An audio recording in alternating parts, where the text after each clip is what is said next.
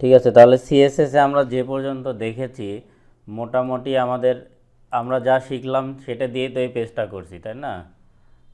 তো জি। এরকম একটা ওয়েব পেজ তো এরকমই হয়। এখানে কি মানে জাস্ট ছবি আর ইমেজ আর টেক্সট এগুলো দিয়েই তো ওয়েবসাইট হয়, এর বাইরে তো তেমন যে আহামরি কিছু থাকে না, হয়তো কিছু স্টাইল থাকে, অ্যাডভান্স কিছু স্টাইল দেখা যায় অনেক সময়। এবার যেমন এই যে ওয়েবসাইটের সাথে যদি কল্পনা করি, এইখানে কিন্তু কিছু এই এই বিষয়গুলোই ছবি, এটা টেবিল, আমরা টেবিল দেখেছি, এটা কিন্তু পুরোটাই একটা টেবিল। তবে টেবিল আর ছবি আর টেক্সট ছাড়া কিছুই নাই এখানে। আর এইখানে যে এই যে এইগুলো আসতেছে এগুলো কিন্তু ইমেজ, গিফ ইমেজ। অ্যানিমেশনটা সিএসএস দিয়ে করা না, অ্যানিমেশনগুলো এগুলো ইমেজে অ্যানিমেশন করা।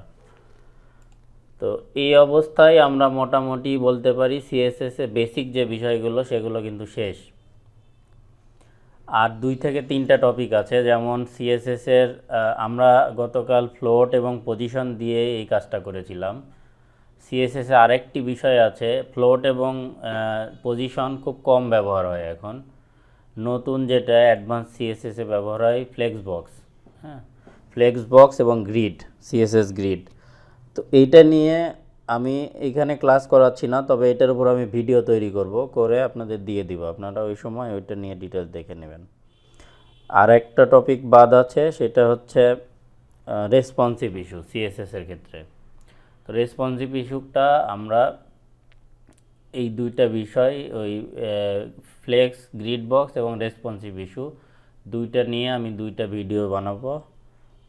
এই ভিডিও 2টা আপনারা দেখে নিলে এই 2টা ক্লিয়ার হয়ে যাবে ইনশাল্লাহ। আর রেসপন্সিভ ইস্যু নিয়ে আমরা অনেক কাজ করব পরবর্তীতে, তখনও এটা ক্লিয়ার হয়ে যাবে। আর সিলেক্টর নিয়ে আর কিছু টপিক ছিল 15-20 মিনিটের, যে অ্যাডভান্স কিছু সিলেকশন অপশন।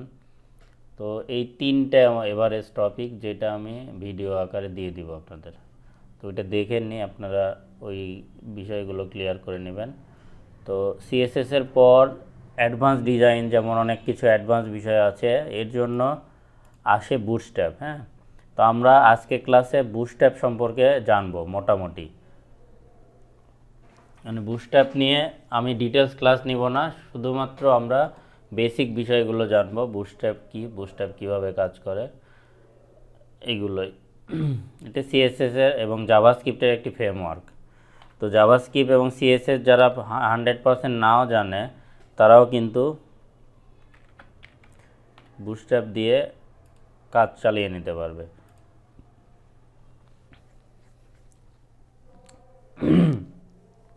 এখানে এদের প্রথম ডায়লগই এইটা দেখেন, build fast responsive site with Bootstrap. এটা হচ্ছে একটি ফ্রেমওয়ার্ক, এরকম অনেক ফ্রেমওয়ার্ক আছে, যেমন সিএসএস ফ্রেমওয়ার্ক লিখে যদি সার্চ করি, এখানে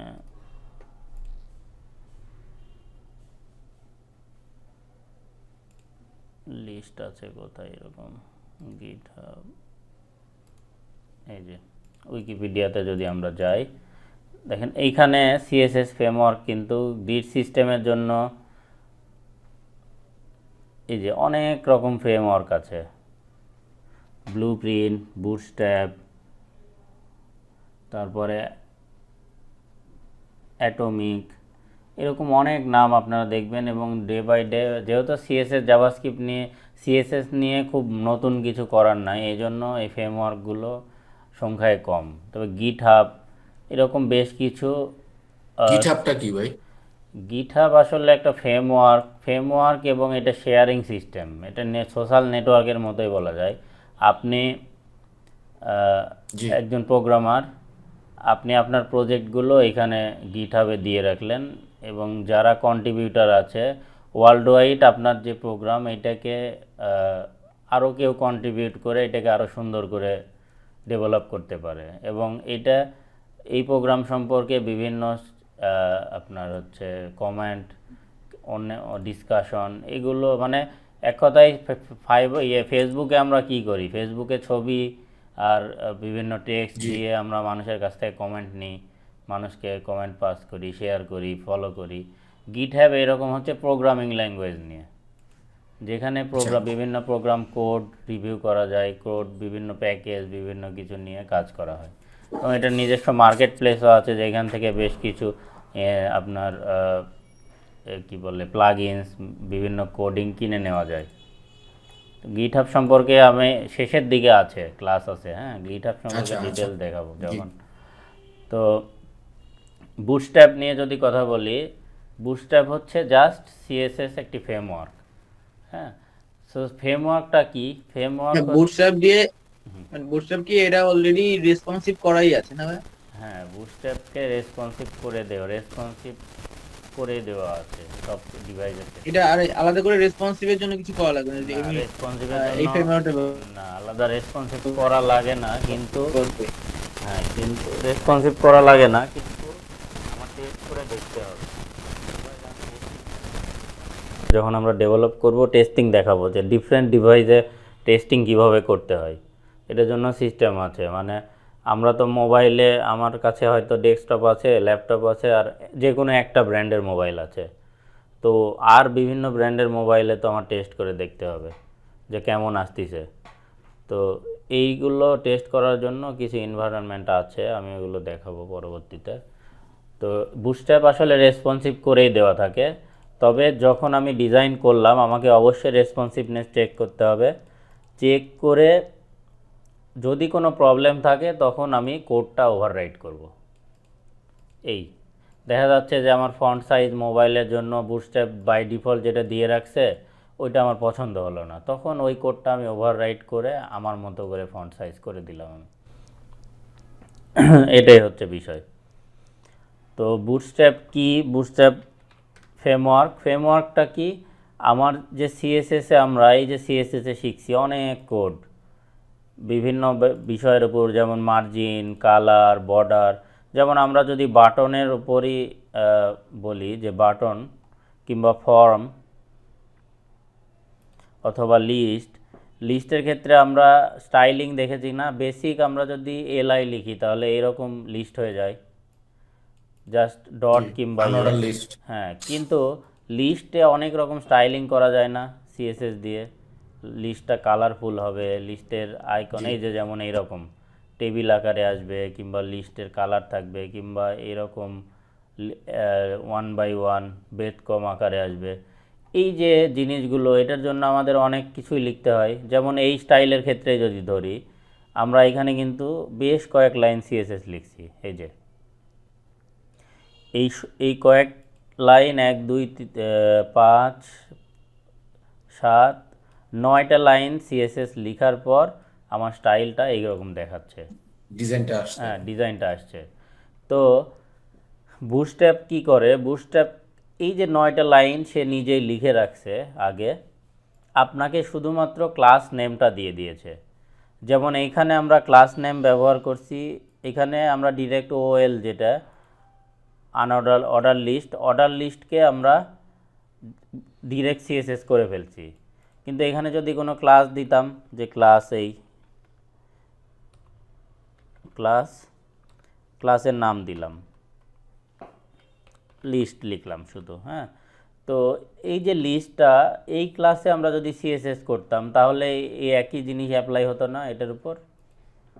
তো এইরকম বুটস্ট্র্যাপ করে কি, সে এই যে 9টা লাইন আমরা লিখে এই ডিজাইনটা করছি, এই 9টা লাইন সে লিখে রেখে দিয়েছে, এবং আপনাকে এরকম একটি ক্লাস নেম দিবে যে এই ক্লাসটা যদি তুমি পেজে ব্যবহার করো তাহলে এই ডিজাইন অটো চলে আসবে।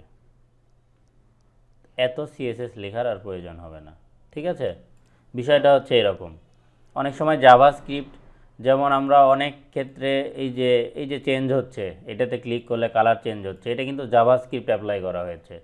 তো এই জাভাস্ক্রিপ্ট যদি আমি লিখতে যাই, দেখা যাচ্ছে আমাকে অনেক লাইন লিখতে হবে। কিন্তু বুটস্ট্র্যাপ কী করছে, এরকম শুধু একটা কোড দিয়ে ক্লাস দিয়ে রাখছে, যে ক্লাসটা শুধু আমি অ্যাপ্লাই করলেই আমার এই ডিজাইনটা চলে আসবে। বুঝতে পারছেন? এটাই হচ্ছে ফ্রেমওয়ার্ক। প্রত্যেকটা ফ্রেমওয়ার্ক এরকম করে আপনাকে বলে দিবে যে কোন কোড কী জন্য ব্যবহার করবেন, ফ্রেমওয়ার্ক ডিটেলসটা বলে দেওয়া থাকে। তো আমরা এখান থেকে বুটস্ট্র্যাপে যদি যাই, বুটস্ট্র্যাপের 2টা ভার্সন 3 এবং 4, এর আরও আগের আছে, 4টা লেটেস্ট। তো তো 4 ভার্সন থেকে যদি আমি করতে চাই তাহলে দেখতে পাচ্ছি এখানে আমার ডিটেলস দেওয়া আছে কিন্তু প্রত্যেকটা অপশনের। যেমন আমরা কালারে যদি যাই, এই যে টেবিলে যদি যাই, টেবিলের ক্ষেত্রে কি কি সিএসএস ব্যবহার হবে, যেমন টেবিল স্ট্রিপড, এটা হচ্ছে কোড। টেবিল বর্ডার্ড, ঠিক আছে, টেবিল হবার। শুধুমাত্র এই যে এইখানে আমরা টেবিলটা বানাইলাম, টেবিলের উইথ হাইট সব ঠিক করার পর শুধুমাত্র কার্সর নিয়ে গেলে যে হবার হচ্ছে, এটা আমরা করি নাই টেবিল ক্লাস যখন করছি। ট্রাই ইট ইয়োরসেলফ দিলে ভাই, স্বাগত ভাই, ট্রাই ইট ইয়োরসেলফ দিলে আমার এটাতে মানে একটু কেমন জানি আসতেছে, একটু দেখতে পারবেন? এটা ক্লাস শেষে দেখবো ভাই, তাহলে মনে হয় আচ্ছা আচ্ছা, ক্লাস, ঠিক আছে, অসুবিধা নেই। ঠিক আছে। এই যে এইখানে যে ডিজাইনটা দেখছেন, এটা যদি আমি যাই এখানে, তাহলে আমরা যদি নর্মাল HTML এবং CSS দিয়ে ডিজাইনটা করি তাহলে আমাদের বেশ কিছু কোড লিখতে হবে না। যেমন এইখানে দেখেন বর্ডারের কালারটা কিন্তু হোয়াইট, ব্যাকগ্রাউন্ড কালার ব্ল্যাক। এখানে বর্ডার কিন্তু হিডেন করা আছে, ডিরেক্ট কোনো বর্ডার দেখা যাচ্ছে না, আউটসাইড বর্ডার। জি, তো এই সবগুলো লেখার জন্য অন্তত 10 থেকে 15টা লাইন আমাদের লিখতে হবে না? তো এই 10-15 লাইন না লিখে শুধুমাত্র যদি আমরা এই যে ক্লাস নেমটা লিখে দিই তাহলেই কিন্তু এই টেবিলের স্টাইলটা হয়ে যাবে। আমরা প্র্যাকটিক্যালি দেখব আজকে। তার আগে চলুন বুটস্ট্র্যাপ কিভাবে শুরু করব আমরা সেটা দেখি। বুটস্ট্র্যাপ করার, এই ফ্রেমওয়ার্ক করার জন্য আমাদের ওয়েবসাইটে এই ফ্রেমওয়ার্ক ব্যবহার করার জন্য আমরা 4টি ওয়ে ব্যবহার করতে পারি। হ্যাঁ, তো ওয়েগুলো কি কি? Install option. ইনস্টল অপশন হচ্ছে সিএসএস এবং জাভাস্ক্রিপ্ট। বুটস্ট্র্যাপের আমরা এই যে কিছু লিখলে সরাসরি চলে আসতেছে, তো ওরা তো সিএসএস এবং স্ক্রিপ্টিংটা করে রাখছে, তাই না? এই জন্যই তো ক্লাসটা লেখার সাথে সাথে আমি ওইটা দেখতে পাচ্ছি। তো এই যে সিএসএস এবং স্ক্রিপ্টিং, এইটা আমরা কোথায় পাবো? দেখেন এইখান থেকে যদি ডাউনলোড পেজে যাই আমি, এইখানে প্রথমেই দেখতে পাচ্ছি আমরা compiled CSS and JavaScript source file, ঠিক আছে। তাহলে এই কম্পাইল সিএসএস এবং জাভাস্ক্রিপ্ট যদি ডাউনলোড করি প্রথমেই,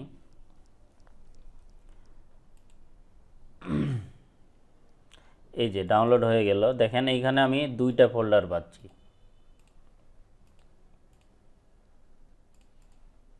এই যে একটি ফোল্ডার সিএসএস, অনেকগুলো সিএসএস আছে এখানে, হ্যাঁ, আর আরেকটি জাভাস্ক্রিপ্ট, জাভাস্ক্রিপ্টও বেশ কিছু আছে। তো এই যে দুইটা, এই সিএসএস এবং জাভাস্ক্রিপ্ট যদি আমরা যে কোনো বলতে এখানে শর্ট মেন যেইটা জাভা সিএসএস, এই যে দেখেন bootstrap.css, এইটা যদি আমরা ওপেন করি, এই যে দেখছেন এখানে হাজার হাজার লাইন লেখা আছে। আমি যদি দেখি 10,000 লাইন টোটাল, হ্যাঁ, 10,260 লাইন। তো এইখানে সব কিছু বলে দেওয়া আছে, দেখেন যে কোনটা কেমন হবে। যেমন টেক্সট ওয়ার্নিং কালার এই বলে দেওয়া আছে। তাহলে আপনাকে শুধুমাত্র ক্লাস নেমটাই ব্যবহার করলে হয়ে গেল, তাহলে এটা অটো কাজ করবে। তো এটা কিছুই না, আপনি যদি নিজে সিএসএস করেন সেই একই বিষয়, শুধুমাত্র কি করা হয়েছে এটা ওরা লিখে দিয়েছে, আমরা শুধুমাত্র কষ্ট না করে ক্লাসটা ব্যবহার করলাম, যদি আমাদের রিকোয়ারমেন্টের সাথে মিলে যায়। আর যদি কোনো চেঞ্জ দরকার হয় তাহলে আমরা এখানে এসে সেটা চেঞ্জ করে দিতে পারবো, অথবা আমরা ম্যাপিং ব্যবহার করতে পারি। যেমন এইখানে 2টা আছে, একটা হচ্ছে bootstrap.css এবং bootstrap.min। মিনটা কি জিনিস? মিনটা হচ্ছে মিনিফাই বলি আমরা যেটাকে। দেখেন ওইখানে 10,000 লাইন, এইখানে 6 নম্বর লাইনটা দেখতেছেন, এইখানে যে 10,000 লাইন আছে 1 বাই 1, আগেরটাই দেখলাম, এই 10,000 লাইনটাই একসাথে করে এই 6 নম্বর লাইনে লিখে দেওয়া হয়েছে। আচ্ছা, এইটাকে বলা হয় মিনিফাই। হ্যাঁ, মিনিফাইটা কি? মিনিফাই হচ্ছে যখন আমরা ব্রাউজারে কোনো ওয়েবসাইট লোড করি, যে সাথী আছেন, শুনতে পাচ্ছেন? সাথী এটা প্রশ্ন করছিলেন বা মিনিফাই কিভাবে করব বেসিক। সাথে নাই। উনি নাই। মিনিফাইটা কি আসলে? মিনিফাই যদি বলি আমরা, ধরেন আমরা এই ওয়েবসাইটটা লোড করলাম, যখন লোড করছি দেখেন ডিজাইনগুলো কিন্তু স্টেপ বাই স্টেপ আসতেছে, তাই না? তো সিএসএস যখন লেখা হয়, সিএসএস কী করে, উপর থেকে নিচের দিকে পড়তে থাকে একটানা। তো যখন আমার সিএসএসটা এইখানে 10,000 লাইনে লেখা থাকবে, 10,000 লাইন এইরকম স্টেপ বাই স্টেপ, তো যখন আমি লোড করব ওয়েবসাইটটা, তো এই উপর থেকে নিচ পর্যন্ত তাকে তো পড়তে সময় দিতে হবে। এই যে উপর থেকে সে নিচ পর্যন্ত পড়তে যে সময়টা লাগবে, এই সময় কিন্তু কয়েক মিলি সেকেন্ড হয়, তারপরেও কিন্তু এটা আপনার ওয়েবসাইট লোডিং একটু স্লো করে ফেলে। তো এই প্রবলেম সলভ করা, এই যে প্রত্যেকটা ড্যাশ সে যে স্কিপ করে, যখন এই যে ড্যাশগুলো থাকে 1 বাই 1 লাইন, একটা লাইন থেকে আরেকটা লাইনের মধ্যে ড্যাশ, এই ড্যাশগুলো সে রিড করতে হয়। তো 10,000 লাইন, 10,000টা ড্যাশ আছে, তো 10,000 ড্যাশ যদি রিড না করে সে এক লাইনে সব কিছু রিড করতে পারে, তখন টাইমটা একটু কম লাগবে না? তো এই টাইমটাই কম লাগানোর জন্য এই সব লাইনকে এক জায়গায় করে দেওয়া হয়, মিনিফাই করে দেওয়া হয়। যখন এরকম মিনিফাই করে দেওয়া হয় লাইনগুলো, তখন ব্রাউজার এটা অনেক দ্রুত লোড করতে পারে। তখন আমরা এটা কি মানে HTML এ ব্যবহার করব নাকি না হ্যাঁ, এটা CSS? HTML এ ব্যবহার করব আমরা। প্রথমে আমরা মেনটা করে নিব, এইটা যখন রাইট করব, যদি কোনো, এইটা কখন ব্যবহার করব, যদি আমার কাস্টমাইজেশন দরকার হয়। আর যদি কোনো কাস্টমাইজেশন দরকার না হয়, তাহলে ডিরেক্ট মিনিফাই ব্যবহার করব আমরা, কারণ আমার কোনো কিছুই চেঞ্জ করতে হবে না। সিএসএস বুটস্ট্র্যাপ, এখন এই যে CSS এর মতো, যেমন CSS এর ব্যাকগ্রাউন্ড কিভাবে দিব, প্যাডিং কিভাবে দিব, বর্ডার কিভাবে দিব, এগুলো যে শিখলাম, হ্যাঁ, তো এখন দেখা গেছে বুটস্ট্র্যাপে কি আমরা কি মানে ওই ধরনের কি মানে কোনো মানে ফাইন্ড আউট করার জন্য কোনো কিছু আছে যে মানে ওই পারপাসটা আমরা এই পারপাসে সলভ হবে, বা দেখা যাচ্ছে এরকম কিছু মানে হ্যাঁ তাহলে তো ই করা লাগবে নাকি, হ্যাঁ, বুঝতে হবে? এই জন্য তো আপনার এই যে লাইব্রেরি, বুটস্ট্র্যাপ লাইব্রেরি, এইখানে আপনি আচ্ছা, এই যে জি, এইখানে টোটাল লাইব্রেরি দেওয়া আছে, আপনি কি নিয়ে কাজ করবেন, টেবিল নিয়ে কাজ করবেন, তো টেবিল রিলেটেড সব বুটস্ট্র্যাপ এখানে দেওয়া আছে। কি পারপাসে লাগবে আর কি। হ্যাঁ, এখন আপনি ডার্ক টেবিল দেখেন, আচ্ছা, বুঝছি। হ্যাঁ, এই ডিজাইন করছেন, এই ডিজাইনে আপনি টেক্সট কালারটা চেঞ্জ করতে চাচ্ছেন বুটস্ট্র্যাপে পরবর্তীতে, তো তখন আপনাকে কি করতে হবে, এই যে ক্লাসটা নিয়ে আপনি যদি সার্চ দেন বুটস্ট্র্যাপ ফাইলের মধ্যে, দেখবেন এই ক্লাস আছে। এই যে ও, এই যে দেখেন, আমি সার্চ করলাম, এই যে দেখছেন 1800 নম্বর লাইনে লিখে দিয়ে রাখছে। তো এখন আমি ব্যাকগ্রাউন্ড কালার চাচ্ছি অন্য কিছু হবে, তাহলে এখানে চেঞ্জ করে দেবো ব্যাকগ্রাউন্ড কালার, তাহলে আমার মতো আমি যে কালার চাচ্ছি সেই কালার চলে আসবে। বুটস্ট্র্যাপ বাই ডিফল্ট এই কালার করে রাখছে, আমি চাচ্ছি আমার মতো কালার আনবো, তখন আমি কালার চেঞ্জ করে দেব, আর ডিজাইনটা যা তাই থাকবে। বুঝতে পারছেন? প্র্যাকটিক্যালি আমরা দেখব, দাঁড়ান আমি একটু পরে প্র্যাকটিক্যালি, যেমন ইমেজ দেখেন, বুটস্ট্র্যাপে এই যে সার্কেল ইমেজ, আমরা নর্মালি ইমেজ কিভাবে পাই ওয়েবসাইটে এরকম, তো এইটাকে যদি সার্কেল করতে যাই অনেক সিএসএস ব্যবহার করার প্রয়োজন আছে, অথচ বুটস্ট্র্যাপে শুধুমাত্র আমরা যদি ক্লাস রাউন্ড লিখে দিই তাহলেই ছবি রাউন্ড হয়ে যাবে।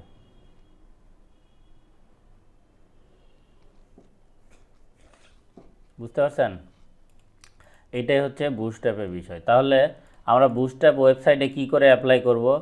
প্রথম দেখলাম আমরা সিএসএস এবং জাভাস্ক্রিপ্ট ডাউনলোড করে নিব, নেওয়ার পর আমরা এই দুইটা যদি আমাদের এইচটিএমএল ফাইলে কানেক্টেড করে দিই, যেমন আমরা অন্যান্য প্রজেক্টের ক্ষেত্রে কি করছি, এখানে এইচটিএমএল আমাদের যে ফাইলটা, এখানে লিঙ্ক করে দিয়েছি উপরে আমাদের সিএসএস ফাইলটা, তো এই যে সিএসএস ফাইল লিঙ্ক করেছি, এই লিঙ্কের জায়গায় আমরা যদি বুটস্ট্র্যাপ, এটার সাথে সাথে আমরা বুটস্ট্র্যাপের যে সিএসএস এবং এইচটিএমএল এই দুইটাকে, জাভাস্ক্রিপ্ট এই দুইটাকে লিঙ্ক করে দেব। লিঙ্ক করে দিলে আমরা এই দুইটা স্টাইল শিটে যা কিছু লেখা আছে, তখন আমার এইচটিএমএল ওইটাকে রিড করতে পারবে, তখন শুধুমাত্র আমার ক্লাসটা ব্যবহার করলে কিন্তু আমার বুটস্ট্র্যাপ অ্যাপ্লাই হয়ে যাচ্ছে। ঠিক আছে, এটা গেল নাম্বার 1 পলিসি। নাম্বার 2 পলিসি হচ্ছে সোর্স ফাইল। সোর্স ফাইলটা কি? সোর্স ফাইল হচ্ছে বুটস্ট্র্যাপে যা কিছু আছে বুটস্ট্র্যাপ আরও কিছু ফ্রেমওয়ার্ক, আরও কিছু বিষয় ব্যবহার করে। যেমন এই যে এখানে দেখতে পাচ্ছেন, আমরা যদি এই ফোল্ডারটা ডাউনলোড করি তাহলে বুটস্ট্র্যাপ তৈরি করার জন্য এরা যে সোর্সগুলো ব্যবহার করছে, যে কোডিং এনভায়রনমেন্ট ব্যবহার করছে, সব কিছু এখানে ইনক্লুড আছে। ঠিক আছে, এটা হচ্ছে আমরা সোর্স ফাইল, যেটা এই অপশনটা, তো সব কিছু এখানে ইনক্লুড আছে। এইটা কখন ব্যবহার করবেন আপনি? যখন আপনার প্রয়োজন। আপনি বুটস্ট্র্যাপ হচ্ছে আপনার মানে ওপেন সবার জন্য, যে কোনো কেউ বুটস্ট্র্যাপের এডিট করতে পারে, বুটস্ট্র্যাপ প্রোগ্রামিং ল্যাঙ্গুয়েজ চেঞ্জ করতে পারে। যেমন একটা জিনিস, মোবাইলের একটা কভার কেউ আবিষ্কার করলো, করে সে বলল যে যে কোনো কেউ আমার এই কভারের ফর্মুলা নিয়ে আপনার মতো করে কভার বানাইতে পারেন। ঠিক আছে, তো বুটস্ট্র্যাপও এরকম, সে তার ফর্মুলাটা দিয়ে দিয়েছে যে তারা কোন ফর্মুলা ব্যবহার করতেছে, এইটা নিয়ে যে কোনো কেউ কিন্তু ডিজাইন করতে পারে। যেমন দেখেন এইখানে বিভিন্ন কম্পোজিশন দেওয়াই আছে, ওরা ডিজাইন করে রাখছে। যেমন কার্সর, এই যে কার্সরওয়ালা একটা পেজ তারা ডিজাইন করে রাখছে। আপনি চাচ্ছেন যে সরাসরি এই পেজটা ব্যবহার করবেন, তখন আপনাকে কি করতে হবে? জাস্ট সোর্স ফাইল থেকে এই টেমপ্লেট পার্টটাই নিয়ে নেবেন। যেমন স্টিকি ফুটার, এই যে, তারপরে এই যে এইরকম একটি পেজ, এইটাকে জাস্ট যদি আপনি ব্যবহার করতে চান তাহলে বুটস্ট্র্যাপ লাইব্রেরি থেকে টোটাল যখন আপনি ডাউনলোড করে নেবেন, সব কিছুই কিন্তু এর মধ্যে ইনক্লুড আছে। আমি যদি একটু দেখাই,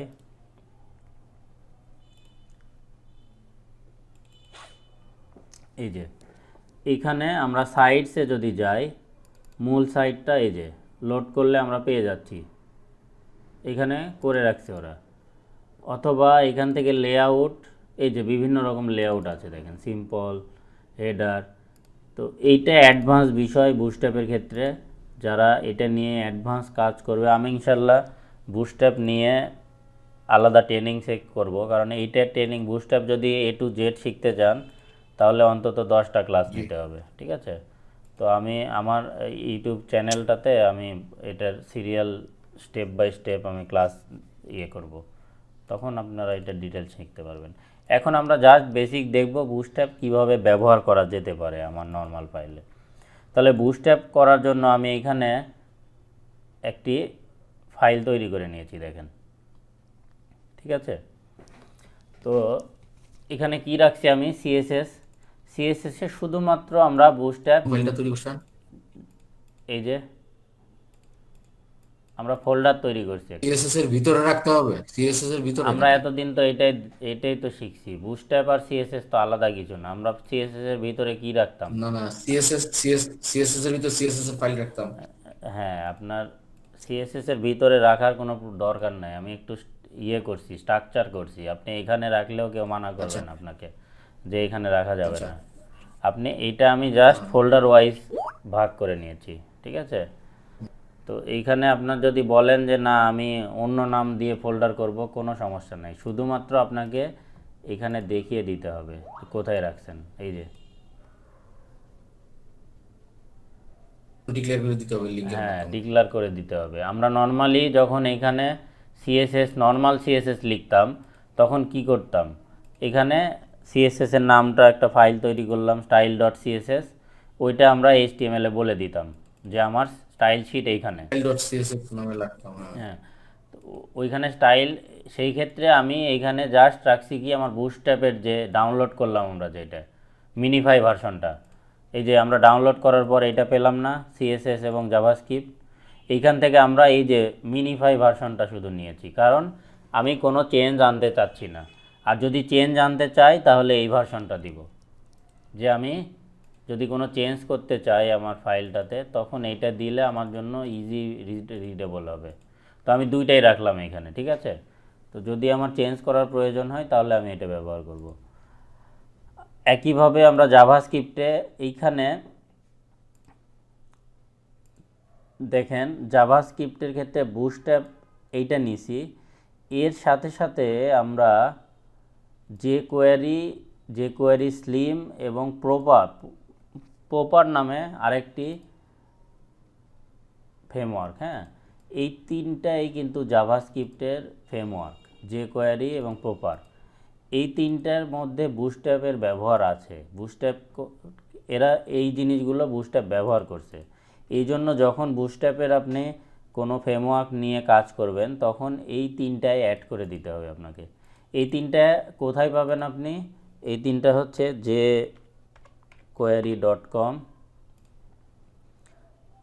এই যে query.com থেকে আপনি ডাউনলোড করে নিতে পারেন। এই যে ডাউনলোড যে কোয়ারি, এটা যদি ডাউনলোড করেন আপনার এইখান থেকে ওই ফাইলটাই যে দেখেন এটাকে যদি আমি ক্লিক করে সেভ করি তাহলে এটা ডাউনলোড হয়ে গেল। এই যে কোয়ারি 3 এখানে আমি কি করেছি, ভার্সন নাম্বারটা শুধু ডিলিট করে দিয়েছি, দিয়ে এই জাভাস্ক্রিপ্টের মধ্যে ব্যবহার করছি। দেখেন এই যে কোয়ারি স্লিম মিনিফাই আর যে কোয়ারি মিনিফাই দুইটাই আমি এই পেজে পেয়ে যাব যে কোয়ারিতে। ঠিক আছে, এরপরে আমরা আরেকটি ব্যবহার করছি কোনটা, প্রপার।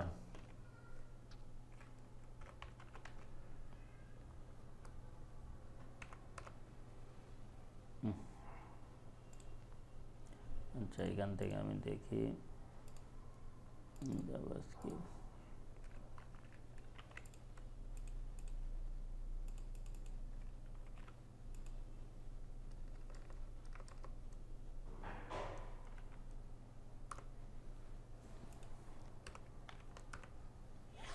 এই যে এটাও জাভাস্ক্রিপ্টের একটি ফ্রেমওয়ার্ক। হ্যাঁ, তো এইটা আমরা এখান থেকে ডাউনলোড করে নিতে পারি।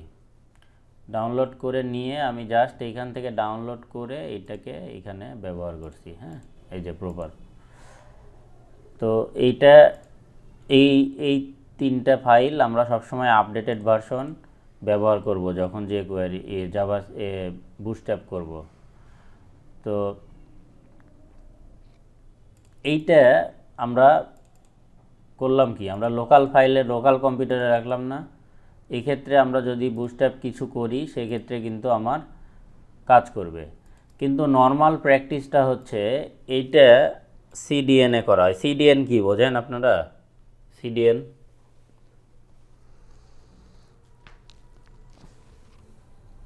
আইডিয়া আছে কারো?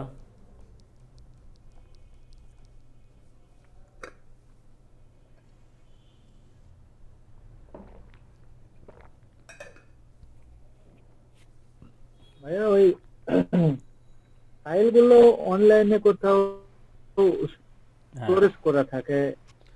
হ্যাঁ, সিডিএন অর্থ হচ্ছে কন্টেন্ট ডেলিভারি নেটওয়ার্ক। হ্যাঁ, তাহলে আমি এই জিনিসগুলো আমার ডেস্কটপে রাখলাম অথবা আমি আমার ওয়েব সার্ভারে রাখবো, তাই না? যখন এটা ডোমেন হোস্টিং দিয়ে আমি আপলোড করব তখন এটা ওয়েবসাইটে থাকবে।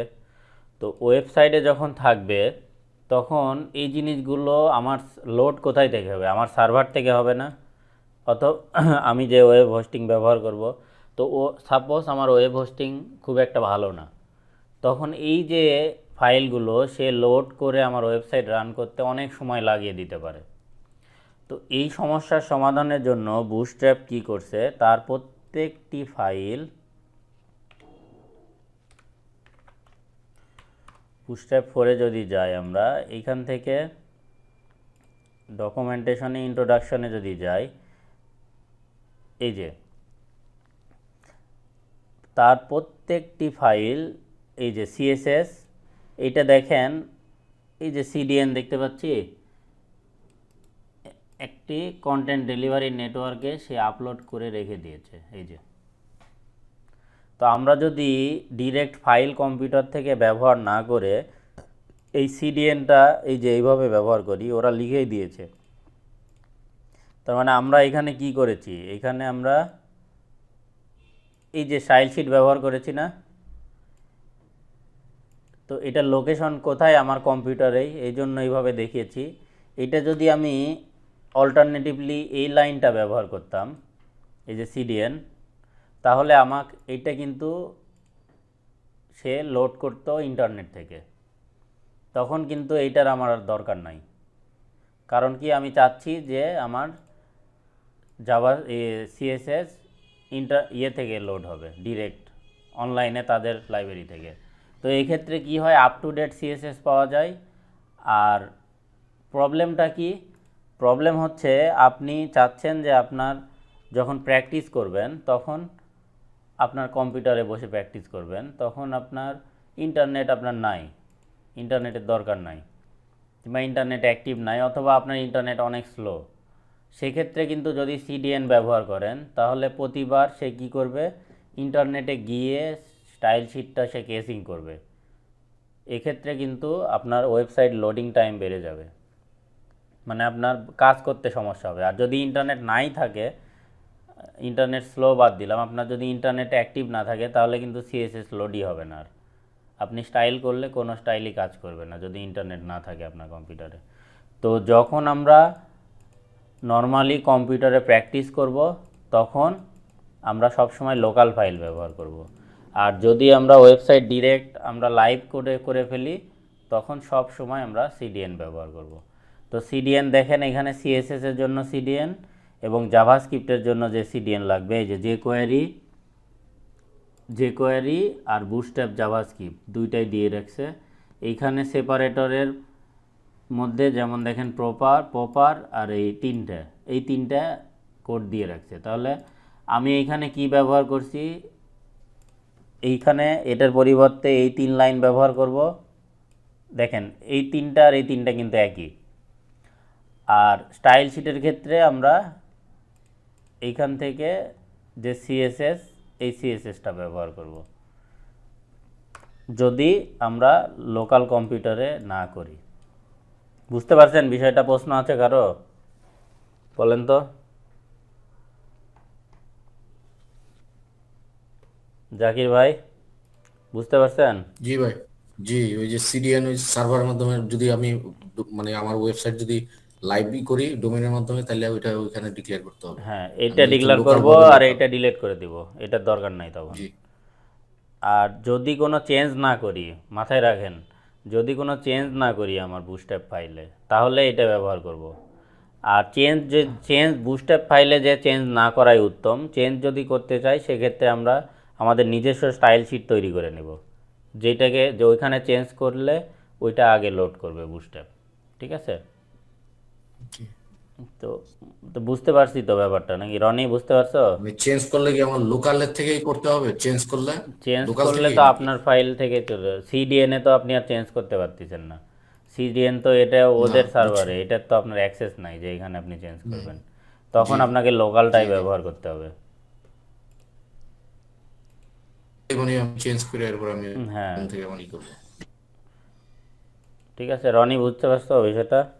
এই লোকালটা যদি ব্যবহার করি, হুম এই লোকালটা ব্যবহার করলে আমি যদি কোথাও মানে এটা যদি আপলোড দেই হুম। ওয়েবসাইটটা কোথাও, সেক্ষেত্রে এই হ্যাঁ বুস্টারের যে ফাইলটা সহ আপলোড দিতে হবে। হ্যাঁ, সেক্ষেত্রে সিডিএন তুমি যদি আপলোড করো কোথাও সেখানে, তাহলে এইখানে লিঙ্কটা দিয়ে দিলে হয়ে যাচ্ছে। এই ফাইল তোমারটা আপলোড করলা, করে এইখানে লিঙ্কটা দিয়ে দিলা, তখন আর বুটস্ট্র্যাপের সিডিএন দেওয়ার দরকার নাই। যেহেতু তোমার ফাইলটা তুমি তুমি এখানে চেঞ্জ করছো এবং এটা আপলোড করছো, তখন তো এটার দরকার নাই।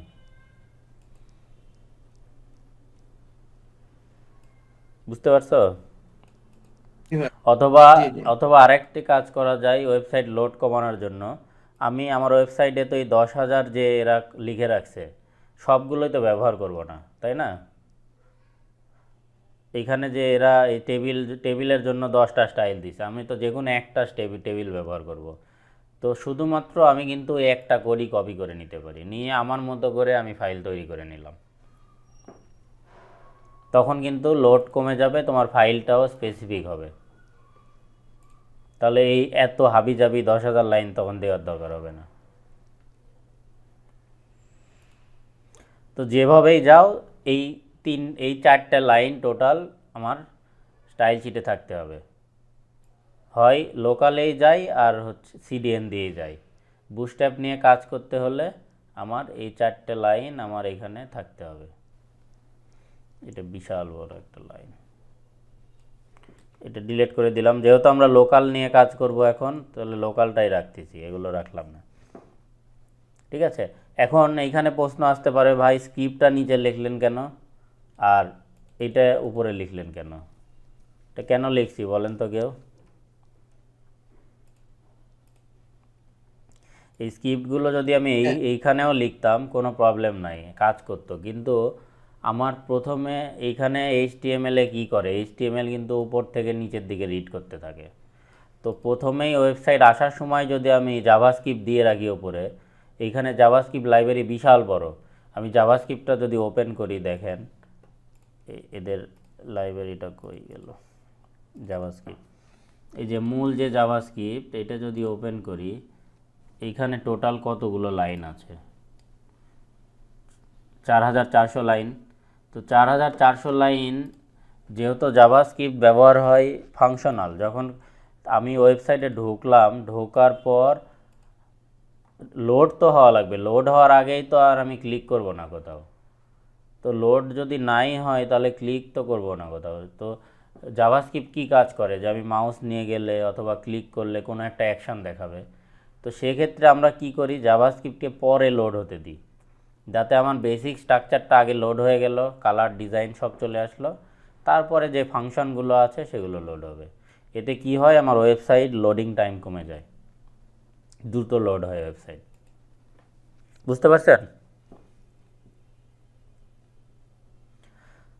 তাহলে এই হলো আমার বিষয়। আমরা বুটস্ট্র্যাপ দিয়ে কিছু যদি শুরু করতে চাই, বুটস্ট্র্যাপে ডিজাইন, তাহলে আমার পেজের স্ট্রাকচারটা এটা হবে। আমরা প্রথম থেকে যদি আরেকবার রিক্যাপ করি, প্রথমে এইচটিএমএল লিখছি, ডকুমেন্ট টাইপ লিখে দিয়েছি এখানে এইচটিএমএল, তার মানে HTML5, এটা এইচটিএমএল শেষ করছি। ল্যাঙ্গুয়েজ উল্লেখ করে দিয়েছি ইংলিশ। এরপর হেডার, হেডারের মধ্যে কি আছে এগুলো, এই যে এটা হচ্ছে ক্যারেক্টার সেট। ক্যারেক্টার সেটটা এগুলো বাই ডিফল্ট আমরা দেখে নিই, অন্যটাতে একই বিষয়। যখন আমরা HTML ফাইল তৈরি করি তখন এগুলো বাই ডিফল্ট চলে আসে। এখানে প্রথমটা হচ্ছে কি টাইপের টেক্সট, আমার UTF-8, এটা আমরা নর্মাল HTML ওয়েবসাইট করলেও লাগবে। এইখানে এই লাইন দিয়ে বোঝানো হয়েছে যে লেটেস্ট ভার্সন যেন ইন্টারনেট এক্সপ্লোরারে কাজ করে।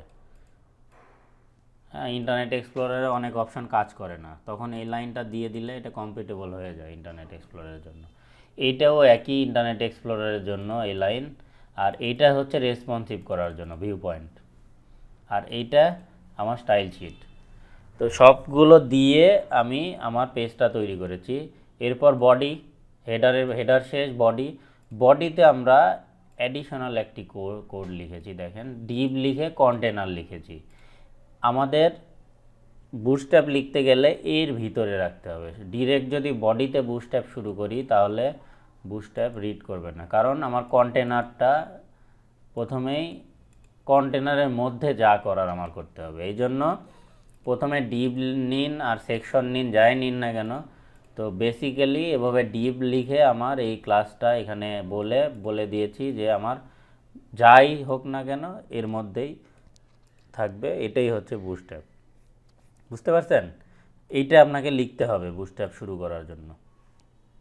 এরপরে এই সেকশন শেষ, আমি নিচের দিকে এসে আমার জাভাস্ক্রিপ্ট দিলাম এবং বডি ক্লোজ করে দিলাম, তারপরে HTML ক্লোজ করলাম। বুঝতে পারছেন স্ট্রাকচারটা? তো এইটাই হচ্ছে আমার বেসিক স্ট্রাকচার। আমি এই পেজটা দিয়ে দিব আপনাদের এই স্ট্রাকচার, অথবা আপনারা ভিডিও দেখে নিজেরাও তৈরি করলে এটা আপনাদের জন্য ইজি হয়ে যাবে। এখন আসেন, আমরা যদি এই যে বুটস্ট্র্যাপের এই পেজে ডকুমেন্টেশনে গিয়ে আমরা যদি ইন্ট্রোডাকশন পেজে যাই বাম পাশ থেকে, তাহলে আমরা এইখানে কিন্তু ওই একই বিষয় দেখতে পাচ্ছি, এরাও করে দিয়েছে আপনাকে। দেখেন এই যে আমি যা লিখেছি সেগুলোই, এই যে স্টাইল শিট, ওরা CDN ব্যবহার করেছে। এখানে টাইটেল, হেড, ডিভ, এরপরে স্ক্রিপ্ট, এই যে অপশনাল, এটা অপশনাল সেকেন্ড স্ক্রিপ্ট ব্যবহার করছে। এখানে 3টা জাভাস্ক্রিপ্ট ব্যবহার করা আছে, আর এখানে 2টা করছে, ওরা প্রপার ব্যবহার করেনি। তো প্রপার সহকারে এটা 3 নম্বর। আপনার প্রপারের যদি কাজ, যেগুলো প্রপারের অপশন সেগুলো যদি প্রয়োজন হয় এটা দিবেন, না হলে তো আমরা প্র্যাকটিস করব 3টাই দেওয়ার। ঠিক আছে? তো এদের অল্টারনেটিভ আমরা এটাও যদি কপি করে শুরু করি তাও কাজ করবে, অথবা আমরা এখানে আমরা ডিভ নিয়ে একটা কন্টেনার নিয়ে শুরু করলাম বুটস্ট্র্যাপ। বুঝতে পারছেন? কারো কোনো প্রশ্ন আছে বুটস্ট্র্যাপ কীভাবে শুরু হবে? ক্লিয়ার হয়ে নেন। আপনি নেক্সট ক্লাসে আমি বুস্ট্র্যাপে সবাই একটা পেজ ডিজাইন করে দিবেন আমাকে, আমি এটা চাই কিন্তু এখানে যারা আছেন। আগামী শুক্রবার 2 দিন সময় আছে মাঝখানে, সবাই বুস্ট্র্যাপে একটি পেজ ডিজাইন করবেন নিজের ইচ্ছা মতো। আমি এটা চাই আপনাদের সবার কাছ থেকে। করবেন তো? কথা দেওয়া লাগবে আজকে, কারণ নেক্সট ক্লাসে আমি ডোমেন হোস্টিং দেখাবো। আপনারা যেই পেজ করবেন সেই পেজ দিয়ে আমরা ডোমেন হোস্টিং দিয়ে শুরু করব। সবাই সবার মতো ডোমেন এবং হোস্টিংয়ে আপলোড করে প্র্যাকটিস করবেন, এই জন্য দেখাবো। বুস্ট্র্যাপ তো কিছুই শিখলাম না ভাই, কি করে এই করবো? হ্যাঁ, আমি দেখাবো এখন বুস্ট্র্যাপ কিভাবে কাজ করব। আমরা বুস্ট্র্যাপ না শিখে বুস্ট্র্যাপের পেজ ডিজাইন করব, ওইটাই দেখাবো। সে বুস্ট্র্যাপের পেজ কিভাবে শুরু করব সেটা তো শিখলাম নাকি। জি।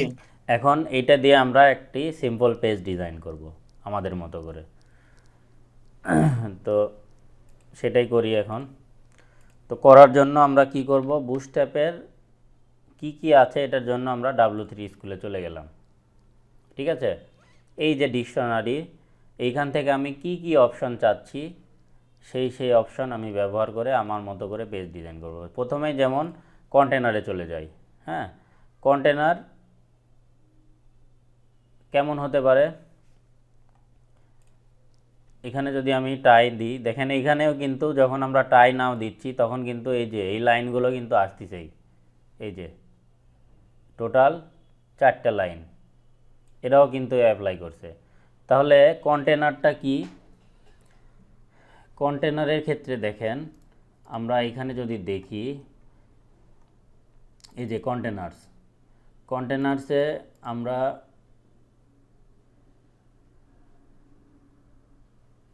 যদি নর্মালি শুধু কন্টেনার লিখে দিই তাহলে আমার বাই ডিফল্ট একটি কন্টেনার সাইজ হয়ে যাবে। ঠিক আছে, যেমন আমরা আমাদের যে কন্টেনারটা তৈরি করেছি এই কন্টেনারে যদি টেক্সট লিখি, এখন যদি আমাদের পেজটা রিলোড দিই, আসছে না?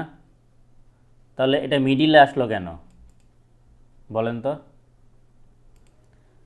কারণ কি, আমরা ডিফল্ট কন্টেনার ব্যবহার করেছি এখানে। আমি যদি এই লাইনটা ডিলিট করে দিই, এই কন্টেনারগুলো ডিলিট করে দিলাম, এখন যদি পেজটি লোড করি তাহলে আমরা নর্মাল HTML যখন করি একবার মাথায় আসে ওইটাই কিন্তু হলো, তাই না? তো এইখানে জাস্ট আমি কন্টেনার যদি বলে দিই বেসিক কন্টেনার, তাহলে অটোমেটিক সে কিন্তু CSS তৈরি করে নিচ্ছে। আমরা যদি এটা ইন্সপেক্ট করি, দেখেন এই যে সেকশনটা সে তৈরি করেছে, এটার জন্য যা যা CSS দরকার ছিল এখানে কিন্তু লিখে ফেলেছে সে। দেখেন হেডিং 1 কি হবে, বডি কি হবে, এই যে কালার কি হবে, সব কিছু কিন্তু শুধুমাত্র আমরা একটি ট্যাগ ব্যবহার করলাম কন্টেনার, আমরা কোনো CSS করলাম না, অথচ আমাদের পেজটা কিন্তু মিডিলে চলে আসলো এবং হেডার এবং ইয়ের কিন্তু আলাদা স্টাইল করে ফেলছে সে, ফন্ট সাইজ, ফন্ট সব কিছু সে করে ফেলেছে। বুঝতে পারছেন? তাহলে এটা হচ্ছে আমার বেসিক কন্টেনার। এরপরে আরও কি টাইপের কন্টেনার আছে দেখেন, কন্টেনার ফ্লু আইডি বা ফ্লুইড। এইটাতে কি করছে, এই কন্টেনারে কাজ কি লিখে রাখছে দেখেন এখানে, use the container fluid class to create a full with container. মানে কন্টেনার, প্রথমটা কন্টেনার কি আমার, এটা হচ্ছে উইথ দেওয়া আছে আলাদা একটি, আর যদি ফুল উইথ বানাইতে চাই এটা হচ্ছে আমার, দেখেন পেজের মাঝখান থেকে শুরু হয়েছে, মানে উইথটা এখানে উইথ কত আমি যদি দেখি, এই যে দেখেন উইথ, এখানে বক্স উইথ সিস,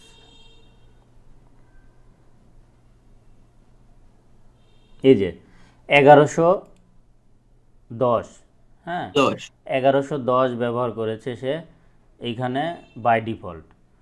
তো আমি যদি চাচ্ছি যে না আমার ডিসপ্লে আমি ফুল উইথ চাচ্ছি, আমি এই মাঝখানে আনবো না, 1110 আমি আনবো না, এখানে 1110 মানে আমরা যদি ইন্সপেক্ট করি দেখেন এই যে এতটুক যা কন্টেন্ট লিখি আমি এই অংশের মধ্যে চলে আসবে। তো আমি চাচ্ছি যে ফুল স্ক্রিন করতে চাই, তাহলে আমি কি করব, এই ক্লাসটা ব্যবহার করব। এই যে এইখানে শুধু কন্টেনার ছিল, কন্টেনারের জায়গায় আমি এই ক্লাসটা, এই যে ডটটা থাকবে না, ব্যবহার করলাম। এখন আমি পেজটাকে যদি রিলোড করি,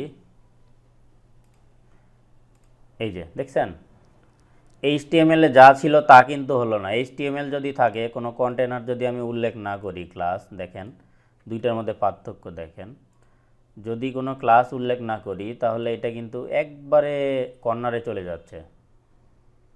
আর যখনই আমি বুটস্ট্র্যাপের ক্লাস উল্লেখ করে দিলাম তখন কিন্তু সে একটা বাই ডিফল্ট মার্জিন তৈরি করে নিচ্ছে।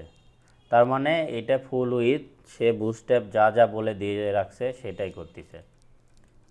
এরপরে আরও ক্লাস কন্টেনার কি আছে, এই যে এই কন্টেনার PT3 এটা দিয়ে কি বোঝায়, by default container have 15 pixel left and right padding with no top or border padding, therefore we offer a spacing utility so as extra padding and margin to make look better। বুঝতে পারছেন? PT3 যদি ব্যবহার করি container, তাহলে কি হবে, by default 15 pixel margin তৈরি করবে দুই পাশে। এই যে দেখছেন, তাহলে এইটা যখন ব্যবহার করতেছি আমরা, এইটা কি করতেছে, এইখানে লেফট রাইটে কন্টেনার তৈরি করে, মানে বেসিক কন্টেনারের সাথে 15 পিক্সেল করছে। আমরা প্রথমেই কন্টেনার দেখলাম না, ওই বেসিক কন্টেনারের থেকেও সে একটা 15 পিক্সেলের তৈরি করছে। মানে শুধুমাত্র নর্মাল কন্টেনার যদি ব্যবহার করি আমরা, এই যে নর্মাল কন্টেনার ব্যবহার করলে কি হয় দেখেন, এইখানে চেঞ্জ হবে, একটু খেয়াল করেন, দেখছেন উপরে উঠে গেল এবং বামে চেপে গেল। তো নর্মাল কন্টেনারের সাথে যদি আমি PT3 লাগাই তাহলে এই যে চেঞ্জ হলো, তার মানে বাই ডিফল্ট সে 15 পিক্সেল তৈরি করলো। এই রকমই বেশ কিছু কন্টেনারের এক্সাম্পল এখানে দেওয়া আছে।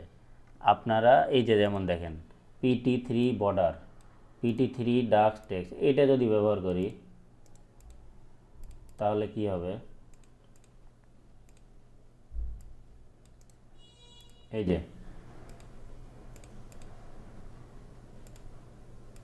দেখছেন মজা না, CSS করা লাগতেছে না, কিন্তু আমি সুন্দর সুন্দর ডিজাইন পাচ্ছি। তো W3 স্কুলে কিন্তু সব এক্সাম্পল সুন্দর করে দেওয়া আছে। এখানে দেখেন এই যে ক্লাস, আরও ক্লাস দেওয়া আছে। এসএম কি, এখানে এসএম এর উল্লেখ কি কি হবে সেটা করা আছে। এমডি কি, এলজি কি, এক্সেল কি, সবগুলো আছে। আপনারা নিজেরা ট্রাই করবেন, এটার পিছনে নিজেরা সময় দিলেই এগুলো প্রত্যেকটা আলাদা আলাদা করে দেখানোর কিছুই নাই। এরপরে কি আসে, গ্রিড কি, এই যে এই ছবিটা দেখে বুঝতে পারছেন গ্রিড কি। আমরা যদি একটা পেজকে কয়েক ভাগে ভাগ করি, এখানে কি হয়েছে, আমাদের সম্পূর্ণ উইথটাই হচ্ছে আমার কন্টেনার তৈরি হয়েছে। আমরা যদি গ্রিড আকারে করি তাহলে গ্রিড কেমন হতে পারে, এই যে দেখেন 3টা কলাম আলাদা আলাদা করলাম আমি একটা সিঙ্গেল পেজে। তখন কি হবে, আমার ক্লাসটা শুধুমাত্র কলাম লিখে দিলাম এবং ডিভের মধ্যে আমি রো লিখে দিলাম। ডিভের মধ্যে যদি রো লিখি তার মানে কি, রো ওয়াইজ সে যতগুলোই, আমি টেবিল কি করি, আমরা টেবিলের মধ্যে প্রথমে কি শুরু করি, টেবিল লিখে শুরু করি, তারপরে লিখি কি, টেবিল হেডার। কারণ টেবিল হেডার যতবার লিখি ততটা রো হয় না। তো এইরকমই প্রথমে রো বলে দিলাম এবং 3টা কলাম তৈরি করলাম। আমি যদি এটা আরও 3টা লাইন লিখি তাহলে 3বার আরও 3বার লিখলাম। এই যে ক্লাস কলাম লিখছি, দেখেন এখানে টোটাল 6টা হয়ে গেল। বুঝতে পারছেন? তাহলে একটা পেজকে আমি কয়েক ভাগে কিভাবে ভাগ করব, এটা CSS ফ্লুইড এবং গ্রিডে অপশন। তো আমরা গ্রিড এবং ফ্ল্যাগ বক্স শেখাই না, এই জন্যই আমি ওটাকে স্কিপ করলাম, যে এটা আমরা বুটস্ট্র্যাপ দিয়ে যদি করি এটা আমার এত মাথা ঘামাতে হবে না, যদিও ওইটার আমি ভিডিও দিব আপনাদের। এই হচ্ছে আমার গ্রিডের বিভিন্ন বিষয়। এখানে আপনারা দেখলে বেশ কিছু এক্সাম্পল দেওয়া আছে। এই যে এখানে স্প্যান 1, স্প্যান 2, স্প্যান 4, স্প্যান, তো স্প্যানগুলো কি করে কাজ করে আমরা এক্সাম্পল দেখি একটা। এই যে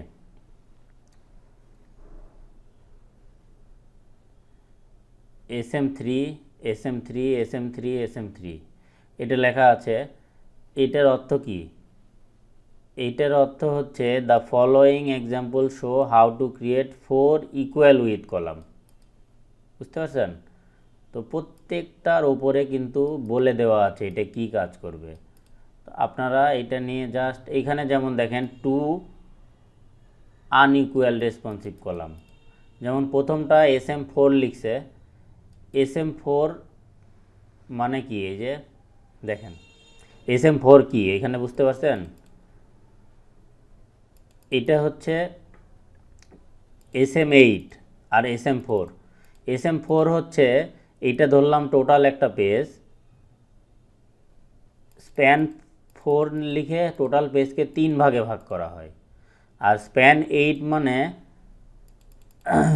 3 ভাগের 2 ভাগ হচ্ছে স্প্যান 8 এবং 1 ভাগ হচ্ছে স্প্যান 4। এই কাজটা এখানে করা হয়েছে। দেখেন SM3 মানে, আচ্ছা এটা SM4 মানে আমার 3 ভাগের 1 ভাগ এবং SM8 মানে 3 ভাগের 2 ভাগ। এই যে দেখেন যখনই আমি SM4 লিখব তাহলে আমার পেজকে সে 3 ভাগে ভাগ করে 1 ভাগ সে দখল করবে। আর যখনই SM8 লিখব কলাম, তখন সে 3 ভাগের 2 ভাগ দখল করে থাকবে। এখন এর মধ্যে আমি যাই লিখি না কেন এই ডিপটার মধ্যে সব এই সেকশনে চলে যাবে। দেখেন এই ডিপকে আমি সেপারেট করে নিলাম, করে এর মধ্যে আমি আমার টেক্সট লিখলাম। এই যে সাপোজ এইটাই আমার টেক্সট। এই যে এখন রান করি, দেখেন এটা কিন্তু আমার এই সেকশনে গেল, এই সেকশনে কিন্তু কিছু আসলো না। বুঝতে পারছেন? হ্যাঁ, গিট কিভাবে কাজ করে? তাহলে আমরা বুটস্ট্র্যাপে আমার গিট কোন গিট কতটুক এইটা এই চারটা দেখব। SM12 যখন লিখব তখন ফুল উইথ। SM1টা কি? একটা পেজকে 12 ভাগে ভাগ করবে, 1 2 3 4 5 6 7 8 9 10 11 12। তো আপনার এরকম ছোট ছোট যদি অপশন প্রয়োজন হয় তাহলে স্প্যান 1 ব্যবহার করবেন। SM4 হচ্ছে এইটা, SM8 হচ্ছে এইটা। এইরকম করে আপনি টোটাল গিট আলাদা আলাদা করে ভাগ করে নিতে পারেন আপনার পেজকে।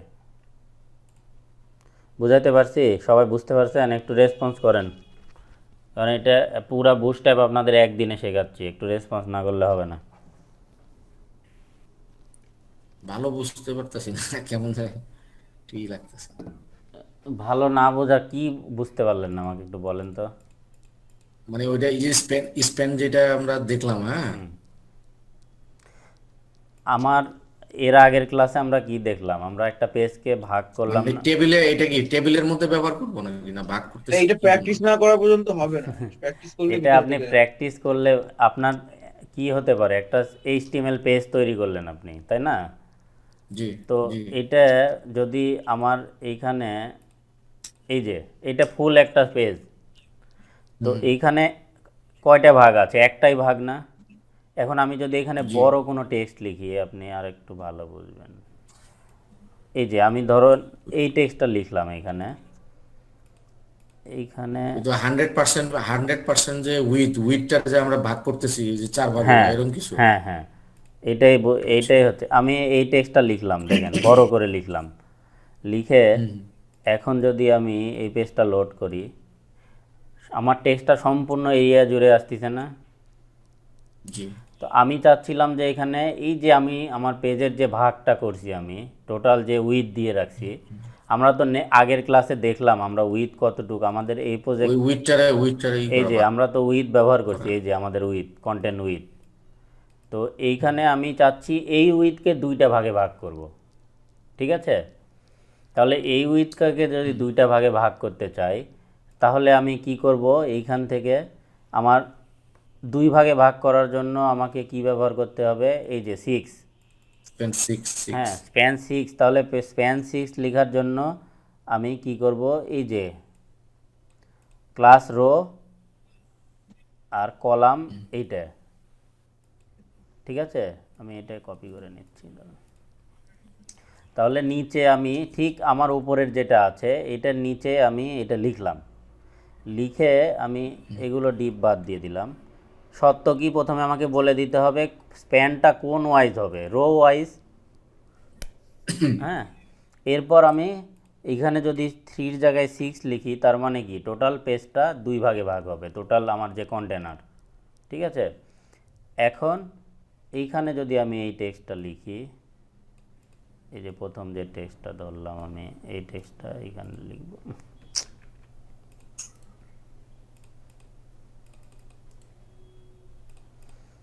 এই যে এই এই যে 2টা ডিভের মাঝখানে লিখতে হবে কিন্তু আমার, কি এই যে আমি এইখানে টেক্সটটা লিখলাম, এখানে প্যারাগ্রাফ দরকার নেই, আমি দিলাম না, এমনি বাই ডিফল্ট প্যারাগ্রাফ নিয়ে নেবে। এখন দেখেন একই জিনিস আমি লিখলাম, এখানে দেখছেন এটা 50% হলো না, আমার টেক্সটটা পুরা পেজ না গিয়ে সে 50% জায়গা দখল করলো। এখন যদি আমি এই লাইনটায় আবার কপি করে এই ডিপটাকে আরেকটা কপি তৈরি করি, এই যে এই ডিপ, এইটাকে আমি আরেকটি কপি করলাম, করে আমি চাচ্ছি যে সে এই যে বাকি যে অর্ধেক অংশ আছে সেই অর্ধেকের অর্ধেক অংশে এসে থাকবে, পুরো অংশ জুড়ে থাকবে না। তখন আমি এখান থেকে স্প্যানটা দেখে নিই কোনটা করব। দেখেন একটা পেজকে 3 ভাগে ভাগ করতে হলে কি হবে, আমার 4 ব্যবহার করতে হবে, তাই না। এই যে এটা টোটাল উইথকে 3 ভাগে ভাগ করেছে, আমরা ব্যবহার করলাম কি 6 যখন ব্যবহার করলাম তখন 2 ভাগে ভাগ করেছে, আর 4 ব্যবহার করলে 3 ভাগে ভাগ হবে। তাহলে আমি সেকেন্ড সেকশনে 6-এর জায়গায় 4 লিখে দিলাম। এখন যদি আমি রিলোড করি, দেখছেন এ কিন্তু জায়গা ফাঁকা রাখলো এতটুক, সে কিন্তু পুরো অংশ জুড়ে গেল না। বুঝাইতে পারছি বিষয়টা?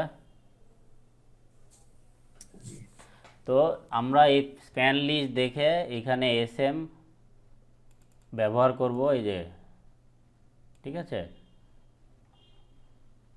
তাহলে আমরা বুঝতে পারবো যে কোনটা কি। এখানে এসএম এর ক্ষেত্রে এমডিও আছে, কিন্তু এলজিও আছে, কিন্তু এক্সএলও আছে, ঠিক আছে। শুধুমাত্র যে এসএম হবে, এসএমটা কি, এসএম হচ্ছে আপনার স্মল পার্টের ক্ষেত্রে, এমডি কি, এইগুলো আপনারা যদি একটু পড়েন, সব কিছু যদি বুঝাইতে যাই তাহলে বিপদ, ঠিক আছে। তো এই 2টা সেকশন আপনারা একটু ভালো করে প্র্যাকটিস করলে প্রত্যেকটা কোড বুঝে ফেলবেন যে বিষয়টা কি হচ্ছে। এই গেল আমার পেজকে ভাগ করা। হ্যাঁ, এখন আমি চলে আসি আগের জায়গায়, আবার আমি এত কিছু যাচ্ছি না, আমি সিম্পল একটা কন্টেনারই যাচ্ছি। এই যে আমার বেসিক যে কন্টেনার ছিল, প্রথমে এই কোনো কালার টালার কিচ্ছু নাই, এই কন্টেনারে আমি চলে আসলাম, শুধুমাত্র টেক্সট থাকলো। হ্যাঁ, এখন আমি আলাদা বিভিন্ন স্টাইল ব্যবহার করব। প্রথমেই আসি এই যে পরবর্তীতে অপশনে কি, টাইপোগ্রাফি। হ্যাঁ, টাইপোগ্রাফিতে আমরা এখানে দেখতে পাচ্ছি এই যে হেডার 1 থেকে 6, বুটস্ট্র্যাপে header 1 40 pixel, header 2 32 pixel, header 3 28 pixel. হ্যাঁ, এখানে বলে দেওয়া আছে কোনটার সাইজ কত, দেখছেন 2.4 ইয়ে রিম, এক রিম সমান 16। হ্যাঁ, এক রিম সমান 16 পিক্সেল, তো 2.5 রিম মানে 40 পিক্সেল, 16 দুগুণ 32 আর 8 40। তো এইখানে 40-এর জায়গায় যদি আমি 3 রিম লিখে 48 লিখি, নর্মালি একটা মান দিলেই হবে। এটা তো আপনার টেক্সট লেখা আছে, তাই তো চেঞ্জ করো। তো এটা যদি চেঞ্জ করতে চান আপনি হেডার 1, তাহলে আপনাকে কি করতে হবে, বুটস্ট্র্যাপের যে সিএসএস ফাইল এই যে এইটাতে আপনার হেডিং যেখানে আছে কন্ট্রোল এফ দিয়ে আমি হেডার 1 দিলাম, এই যে ঠিক আছে, হেডার 1 হেডার 2 এই দুইটার ক্ষেত্রে এইখানে ওভাররাইট করে দিতে হবে।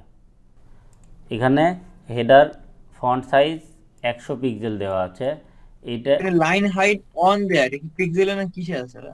লাইন হাইট এটা কোনো পিক্সেল অপশান, এটা 1 বলতে তোমার টেক্সট সাইজ যত, টেক্সটের ফন্ট সাইজ যদি 100 হয় তাহলে লাইন হাইটও 100, আর 1.5 যদি দাও তাহলে টেক্সট যদি 100 হয় তাহলে লাইন হাইট 150। মানে টেক্সট যদি 100 দিয়ে টেক্সটের সাইজ যে পরিমাণ জায়গা দখল করবে তার 1.5 গুণ জায়গা সে হাইট দিবে। বুঝতে পারছো? 1 যখন থাকবে লাইন হাইট, তার মানে হচ্ছে 100 যদি 1 সেন্টিমিটার জায়গা দখল করে আপ ডাউনে উপর থেকে নিচে, তাহলে লাইন হাইট আরও 1 সেন্টিমিটার গ্যাপ দিয়ে সে ওটা পরের লাইন লিখবে। আর যদি 1.5 লেখা হয় তাহলে 100 যদি 1 সেন্টিমিটার জায়গা দখল করে পরের লাইনটা 1.5 সেন্টিমিটার পর হবে। বুঝতে পারছো? তাহলে এই ছিল আমার। এখন এইখান থেকে টাইপোগ্রাফির বিভিন্ন অপশন আছে দেখো, যেমন ডিসপ্লে 2 যদি লিখে দিই আমি, তাহলে আমার স্টাইল চেঞ্জ হয়ে যাবে। এই যে আমি আমার টাইপোগ্রাফিতে এই যে হেডারে আমি ক্লাস, এখানে ডট হবে না, শুধু ক্লাস নাম লিখব, ডিসপ্লে 3 লিখলাম হেডিংয়ে। তাহলে আমার এখন যদি রিলোড দিই, দেখছো চেঞ্জ হয়ে গেল। তার মানে আমার ডিজাইন কিছুই করতে হচ্ছে না। এখন এইখানে যদি আমি ইন্সপেক্ট করি তাহলে দেখতে পাচ্ছি ফন্ট সাইজ 4.5 রিম, ফন্ট ওয়েট 300, লাইন হাইট 1.2 এবং ফন্ট কোনটা ব্যবহার করছে, এই যে ফন্ট ফ্যামিলি, হ্যাঁ ফন্ট ফ্যামিলি অ্যাপেল সিস্টেম, এই যে ফন্ট টোটাল, এটার অল্টারনেটিভ কোনটা কোনটা সব লিখে দিয়ে রাখছে। তো আমার একটা কথা হচ্ছে, বলো। এই যে ইনস্পেক্ট করলে মাঝে মাঝে আপনি দাগগুলো কেটে দেওয়া হয়, মানে দাগ দিয়ে কেটে হ্যাঁ, দেওয়া লাইনগুলো, এইটা হচ্ছে এটার কারণ কি? এটার কারণ হচ্ছে এগুলো হচ্ছে ডিফল্ট, মানে সিস্টেমের ডিফল্ট হচ্ছে ওই যে ইনহেরিটেড যেটা, তো ইনহেরিটেডকে হ্যাঁ, সে ওভাররাইট করছে, এই জন্য ইনহেরিটেডগুলো কেটে দেওয়া এখানে। বুঝতে পারছো? মানে ওইটা আপাতত কাজ হ্যাঁ, করছে না। ওইটা কাজ করতেছে না। এটাকে যেমন ইনহেরিটেড এইচ ওয়ানের জন্য ইনহেরিটেড হচ্ছে 2.5 ফন্ট সাইজ হবে, তাই না? আমরা এর আগে দেখলাম যে 40 ফন্ট হ্যাঁ, সাইজ। তো এইটাকে হ্যাঁ, হ্যাঁ। যখনই আমি 4.5 লিখে দিলাম তখন কিন্তু এইটার কাজ করতেছে না, তখন এইটাকে ক্রস সাইন দেখা গেল যে এটা ইনহেরিটেড, মানে বাই ডিফল্ট এটার উপর আমি ওভাররাইট করে 4.5 করে দিলাম। বুঝতে পারছো? ডিফল্ট ভ্যালুটা কেটে দেয় তখন, যে ওটাকে ওভাররাইট করা হয়েছে। তো এইটা যেমন, তারপরে স্মল, এই যে আমরা যদি টেক্সটে স্মল ব্যবহার করি, হাইলাইটের ক্ষেত্রে শুধুমাত্র দুই পাশে যদি মার্ক ব্যবহার করি, তারপরে এইখানে এই যে ABBR, তারপরে এই যে ব্র্যাক কোড, DL, এই যে কোড, অনেক অপশন আছে এখানে। এই যে দেখো পুরা লিস্ট দেওয়া আছে, এখান থেকে আমরা ট্রাই করে দেখব যে কোনটা দিয়ে টেক্সট টাইপোগ্রাফিতে কী হয়। ঠিক আছে, এরপরে চলে আসি কালার। একই অবস্থা, কালারের ক্ষেত্রে আমরা এই যে টেক্সট কালারে আমরা টেক্সট প্রাইমারি যদি লিখি তাহলে এই কালার হবে, টেক্সট সাকসেস যদি লিখি তাহলে অটো এই কালার নেবে। দেখি একটু আমরা টেক্সট সাকসেস লিখলাম, হ্যাঁ, তাহলে এইখানে ক্লাস এইটা আছে, আমি এটার সাথে যদি এই ক্লাস অ্যাড করি, হয়েছে সবুজ কালার হয়ে গেল। আমি কিন্তু কোথাও কালার উল্লেখ করলাম না। সাকসেস কালার কি? সবুজ। ডেঞ্জারের কালার কি? Warning, danger. এখানে শুধুমাত্র আমি সাকসেসের জায়গায় ডেঞ্জার লিখে দিলে আমার এই টেক্সটটা লাল কালার হয়ে যাবে। তো এইটা হচ্ছে বাই ডিফল্ট বিভিন্ন ফন্টের সাইজ। আমরা যদি স্পেসিফিক নিজেদের মতো চাই তাহলে আমরা আমাদের মতো কালার ব্যবহার করব। যেমন এইখানে ব্যাকগ্রাউন্ড, এই যে প্রাইমারি সাকসেস সবই আছে, কিন্তু এখানে আমরা যদি শুধুমাত্র বিজি ইনফো ব্যবহার করলাম, আচ্ছা সাকসেস ব্যবহার করি, এই যে ব্যাকগ্রাউন্ড কালার সাকসেস মানে গ্রিন, ব্যাকগ্রাউন্ড কালার কিন্তু গ্রিন হয়ে গেল। মজার বিষয় হচ্ছে আমি একসাথে ইচ্ছা মতো ক্লাস দিতে পারি, এখানে একটা করে স্পেস দিব আর ক্লাস লিখব, বুঝতে পারছো? তাহলে আমার সব অপশন অ্যাপ্লাই হবে ওটার উপর। এই গেল আমার টেক্সট নিয়ে কাজ করা। এরপর আমরা টেবিল দেখলাম, যেটা এই যে এর আগে আমরা, তাহলে এই যে টেবিলটা বেসিক টেবিলটা আমরা যদি নিয়ে এখানে এই যে টেবিল দিয়ে শুরু, টেবিল আমরা যে টেবিল করছি HTML এ সেটাই, অন্য কিছুই না। এখানে HTML টেবিলটা আমি নিলাম, নিয়ে আমার পেজে বসাইলাম, ওকে সেভ দিলাম। এখন এই যে টেবিল চলে আসছে। এখন টেবিলে কি কি ডিজাইন আছে এখানে যদি দেখি আমরা, এই যে স্ক্রিপ্ট, এই যে আমরা একটা গ্রে কালার এবং একটা সাদা, গ্রে কালার একটা সাদা। এখন এইটাকে যদি আমি শুধু ব্যবহার করি, কোথায় ব্যবহার করব? এই যে টেবিল ক্লাসে, টেবিল স্ক্রিপ্ট। এখন যদি রিলোড দিই পেজটাকে, এই যে হ্যাঁ, এখানে যেটা করতে হবে আমার টেবিল, বেসিক টেবিল যেটা, এটা রাখতে হবে।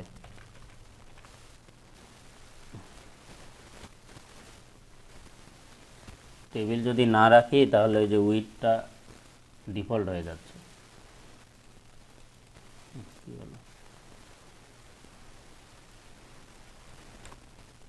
ও, এটা লাইভ ভিউতে দেখার কোনো সিস্টেম লাইভ ভিউ মানে মানে এই যে আমি কোডটা লিখতেছি লাইভ প্রিভিউ হবে এখানে?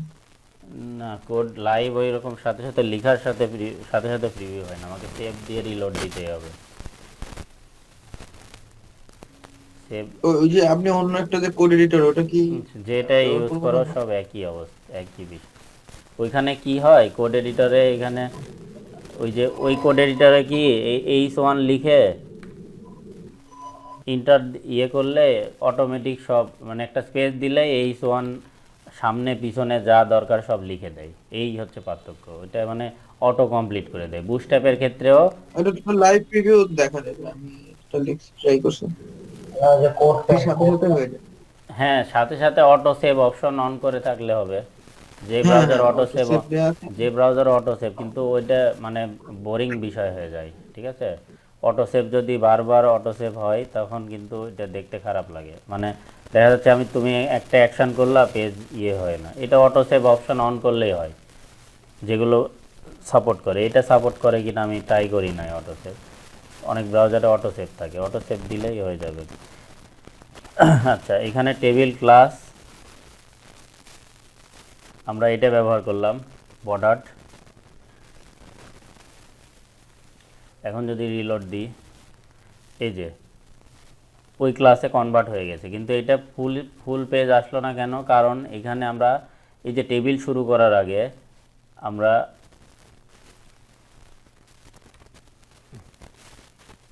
কন্টেনারটা নিই নাই, ঠিক আছে? এখানে যদি ডিপ দিয়ে কন্টেনার নিয়ে শুরু করতাম তখন কিন্তু এটা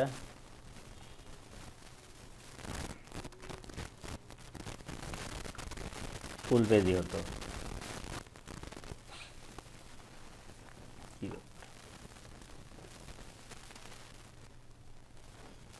কন্টেনার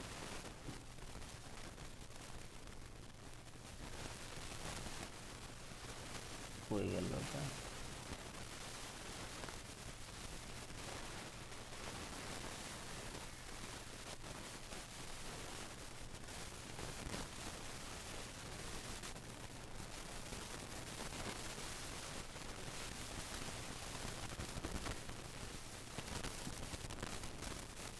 এখানে ঠিকই আছে।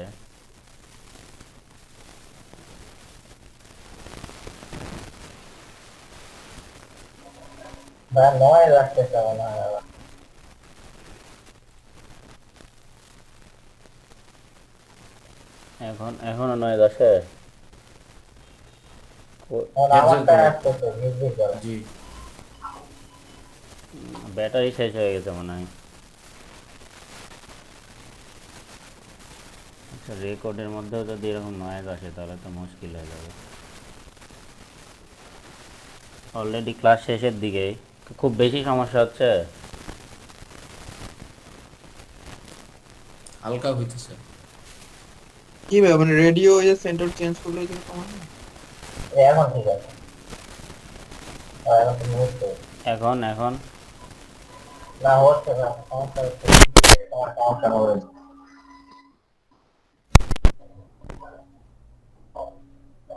এখনো হচ্ছে।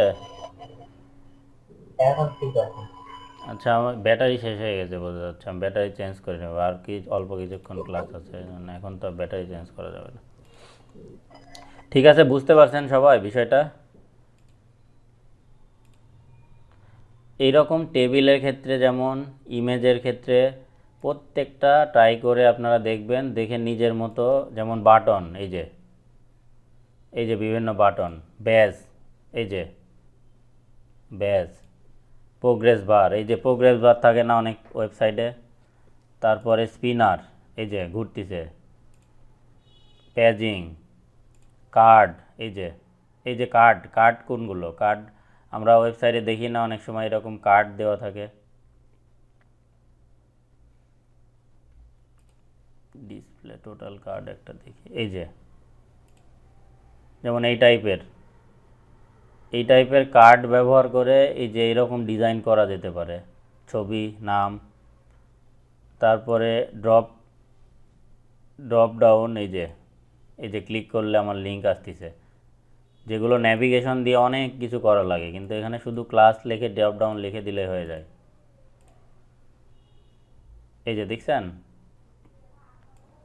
এখানে শুধুমাত্র এতটুকু ব্যবহার করলেই আমি একটা পেজে ড্রপ ডাউন তৈরি করে ফেলতে পারি। তবে সবচেয়ে ইম্পর্ট্যান্ট বিষয় কিন্তু প্রত্যেকটার ক্ষেত্রে আপনার এই যে শুরু করতে হবে ডিপ দিয়ে, ক্লাস দিয়ে শুরু করতে হবে। হ্যাঁ, কন্টেনারটা উল্লেখ করে দিবেন সব সময়। এখানে কি করছে, প্রথমে বাটন তৈরি করে নিয়েছে একটা, তারপরে ওই বাটন থেকে ড্রপ ডাউন করা হয়েছে। তো আমরা যদি এতটুক ব্যবহার করি পেজে,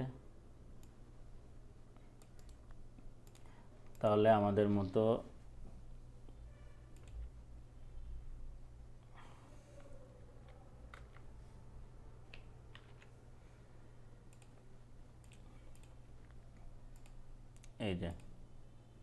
এই যে ড্রপ ডাউন আসছে, দেখছেন? এই যে হবার, অটো হবার হচ্ছে। তো আপনাদের যেটা করতে হবে, এই যে লাইব্রেরি, এইখান থেকে প্রত্যেকটা, যেমন ফর্মের ক্ষেত্রে এই যে বিভিন্ন স্টাইলের ফর্ম, এই যে এইরকম ফর্ম, ওইরকম ফর্ম, আপনারা বাই এভারেজে কিছু কিছু অপশন ব্যবহার করে, যেমন এই যে ওয়েবসাইটে কার্সর থাকে না, এই যে হোম পেজে আসে এরকম, এটা তো ম্যাক্সিমাম ওয়েবসাইটে থাকে, প্রথমেই এরকম আসে। একটা পিকচার আসতে থাকবে। হ্যাঁ, এটাই হচ্ছে ক্যারোসল। তারপরে মডাল, তারপরে টুল টিপ, এই সব। ওইটা HTML এ ডিক্লেয়ার করে কি মানে একটার পর একটা মানে ইমেজ আসতে থাকবে ক্যারোসেল। হ্যাঁ, এটা আপনার ওই ক্যারোসল হচ্ছে একটার পর একটা, এই যে দেখেন এটা ক্যারোসল, এখানে ডিক্লেয়ার করা আছে, কি ডিক্লেয়ার করা আছে, এই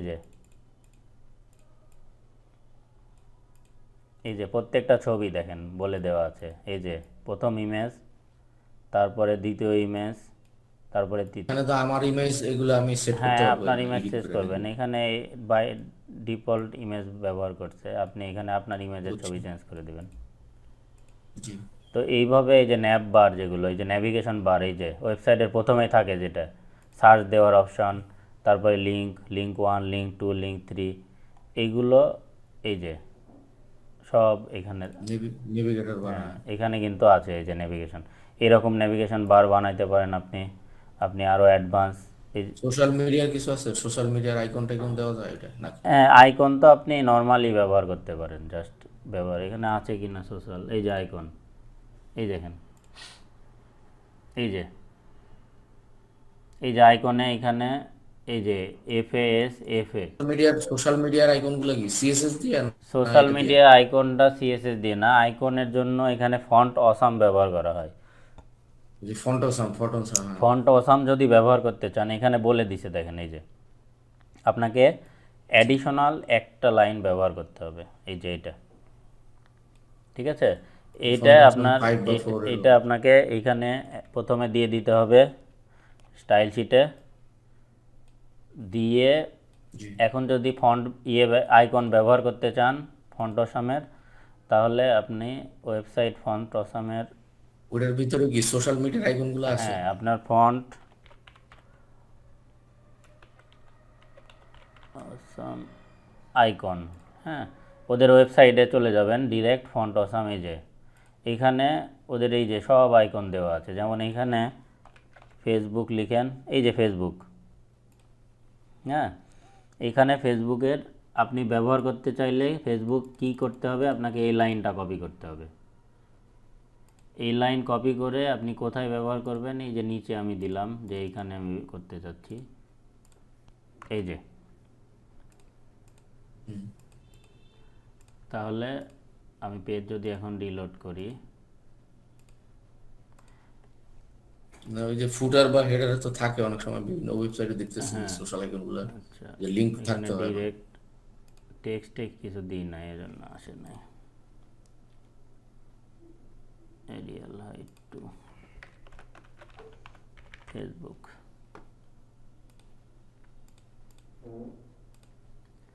আচ্ছা এইখানে আইকন আসে নাই কারণ এটা ওরা যেটা এই ফন্ট অসামের যেটা আপনার সিডিএন ব্যবহার করছে এটা হচ্ছে বুটস্ট্র্যাপের জন্য শুধু। তো বুটস্ট্র্যাপের ক্ষেত্রে কই গেল এতগুলো ওপেন, ফন্টসাম দিয়ে লিংক করতে হয়, এটা কি আলাদাভাবে করতে হবে নাকি হ্যাঁ ওরা করে না রাখছে ওদের কাছে? বুটস্ট্র্যাপের ক্ষেত্রে যদি ফন্ট অসাম ব্যবহার করতে চাই তাহলে আমরা কই গেল আইকন, এই যে, হ্যাঁ তো এইটা যদি শুধু লিখে দিই, দেখো আমাকে ওদের যে আপনার ইয়া থাকে কিট না কি এই যে বলা এই থাকে, যে কিট এই কোড। যে লাইনটা দেখতে পাইছো, এই যে এই লাইন দিয়ে দিতে হবে কিন্তু, তাছাড়া আইকন কাজ করবে না।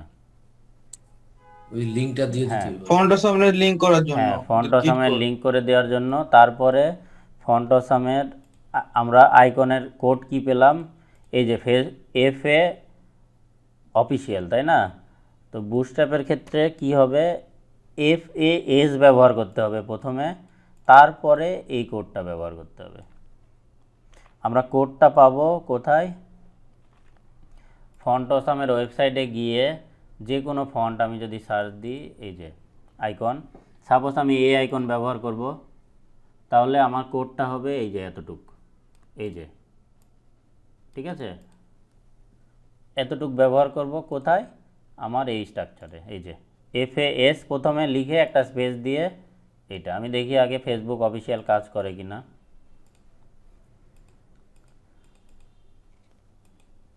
ফেসবুক অফিসিয়াল কাজ করতেছে না এখানে কোনো কারণে, সিডিএন লোড করতে পারে নাই, কোনো একটা কারণে হচ্ছে না। ডিরেক্ট ওয়েবসাইটে যখন দিবা এটা কাজ করে, প্রবলেম নাই। এই যে এখানে এটা কাজ করতেছে না ডিরেক্ট অফলাইন ওয়েবসাইটে, হ্যাঁ অনলাইনে এটা কাজ করবে যখন সার্ভারে দিবা। এই যে এরা যেভাবে ব্যবহার করছে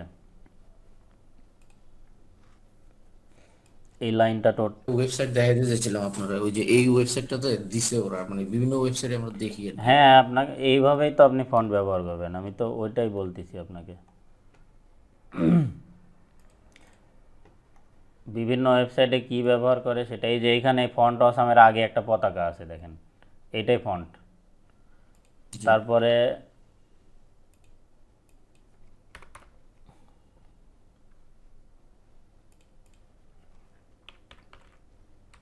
সোশ্যাল মিডিয়ার ওই যে আইকন থাকে আর কি, হ্যাঁ ওই বিভিন্ন আইকনগুলোই 3-4টা তো, আমি দেওয়া তো আছে। ওইটাই দেখাচ্ছি, ফেসবুক, প্রিন্টারেস্ট বা এটা এরকম থাকে আর কি।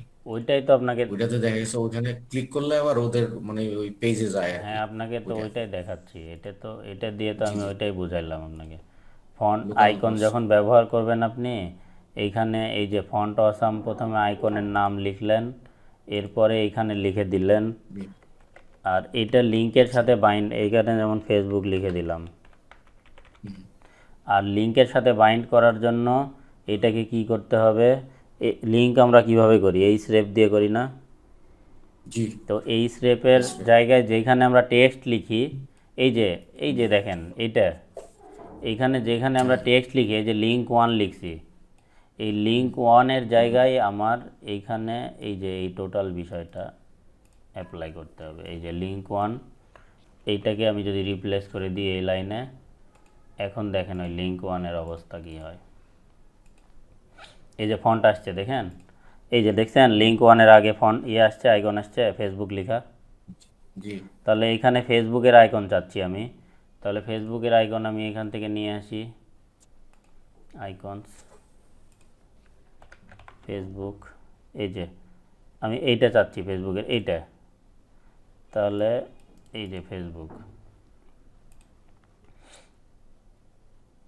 এই যে এফে ক্লাউডের জায়গায় এফে ফেসবুক লিখে দিলাম। এখন রিলোড দেন, ওইটা এখানে আছে কিন্তু এটা কালারটার জন্য দেখা যাচ্ছে না, আমার মনে হয় কালারটা সাদাই এটার, এই জন্য দেখা যাচ্ছে না। জি ঠিক আছে, অন্যটা কিন্তু ঠিকই আসলো। যেমন এই যে বার ট্যাব যদি ব্যবহার করি, এই যে বার ট্যাব, এফে বার্থ, তাহলে এইখানে এফে বাদ ব্যবহার করলাম,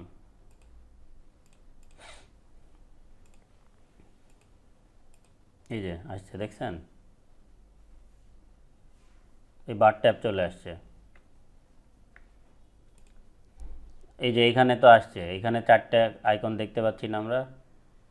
তো এখন প্রথম আইকনটাকে, এই যে কাপ যে আইকন, এটা আমি চাচ্ছি আমার সোশ্যাল মিডিয়া আইকনে কনভার্ট করতে। তাহলে আমি কি করব, আপনি যেটা বলতেছেন জাকির ভাই ওইটাই করব আমি এখন। তাহলে আমি কি করতে পারি, প্রথমে ধরেন আমি ফেসবুক যেহেতু কাজ করতেছে না কোনো কারণে, টুইটার লিখলাম, টুইটারের আইকন নিলাম। হ্যাঁ, হ্যাঁ টুইটার টুইটার নিয়ে আমি এই টুইটারের ফন্ট অসাম কোনটা সেটা লিখলাম, লিখার পর আমি এই যে প্রথমটা কপির জায়গায় টুইটার দিয়ে দিলাম, দিয়ে এখন পেস্ট করলে এই যে সোশ্যাল আইকন কোনো কারণে কাজ করতেছে না, মানে কোনো একটা জায়গায় মানে মানে সমস্যা কোনো হইতেছে, ওইটা কালারটা ওইটা আলাদা। আপনারা আপনাদের ইয়েতে ব্যবহার করেন, প্রবলেম হওয়ার কথা না, এটা কোনো কারণে আসতেছে না, অন্যগুলো কিন্তু আসতেছে ঠিকই, অন্য সবগুলো কিন্তু ঠিক আছে। যেমন এইখানে আমি ইমেল যদি ব্যবহার করি,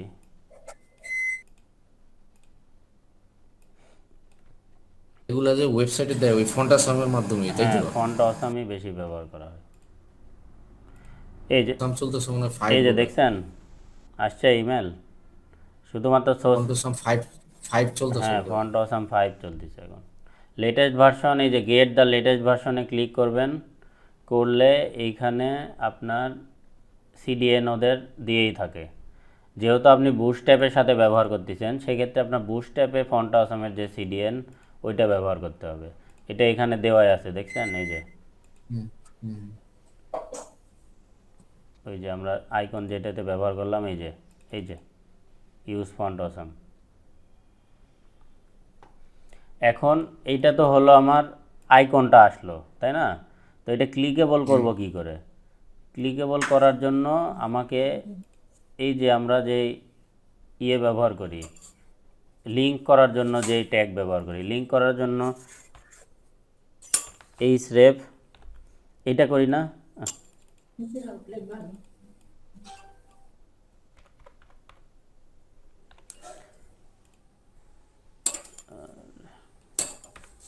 লিঙ্ক লেখার জন্য কি করি, এটা করি না, লিখে আর এইখানে যে টেক্সটটা লিখি, সাপোজ ফেসবুক লিখলাম, এই যে আসছে না ফেসবুক, ক্লিকেবল হয়েছে না? তাহলে আমার টেক্সটটা ক্লিকেবল হলো। আমি চাচ্ছি টেক্সট ক্লিকেবল না, আমার আইকন ক্লিকেবল হবে। তখন এইখানে কি করব, এই পুরাটা আমি কাট করে নিলাম, এখান থেকে নিয়ে টেক্সটের জায়গায় শুধুমাত্র এটাকে রিপ্লেস করে দিলাম। এই যে এখন দেখছেন ইনভেলপ ক্লিকেবল, এই যে মাউস নিয়ে গেলে ক্লিক করলে facebook.com-এ যাবে, যে লিঙ্ক দেওয়া থাকবে। এখানে তো আমি কোনো লিঙ্ক দিই নাই। এখন এখানে যদি লিঙ্ক দিই www.facebook.com,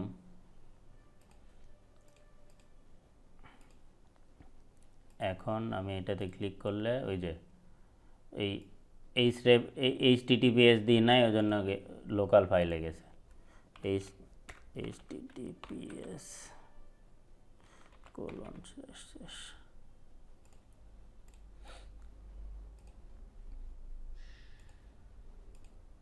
এই যে দেখছেন ফেসবুকে চলে গেল। এইভাবেই করে ওয়েবসাইটে। এখানে এই যে আইকে এটার এই যে ক্লাসটা নিয়ে আছে, এই ক্লাসের ফন্ট সাইজ বাড়িয়ে দিলেই টেক্সটের ফন্ট সাইজ, এই ফন্ট সাইজ বেড়ে যাবে। তখন ওইটাকে সিএসএস করতে হবে, যে ফন্ট যদি আমি আমার মতো করে চেঞ্জ করতে চাই।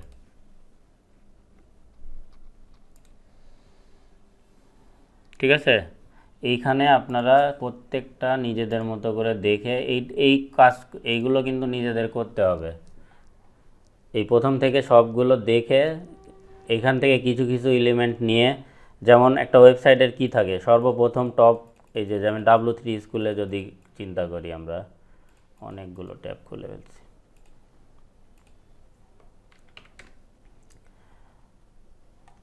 এখানে অনেক টেমপ্লেট আছে, দেখেন W3 স্কুলস এক্সারসাইজ এক্সাম্পল।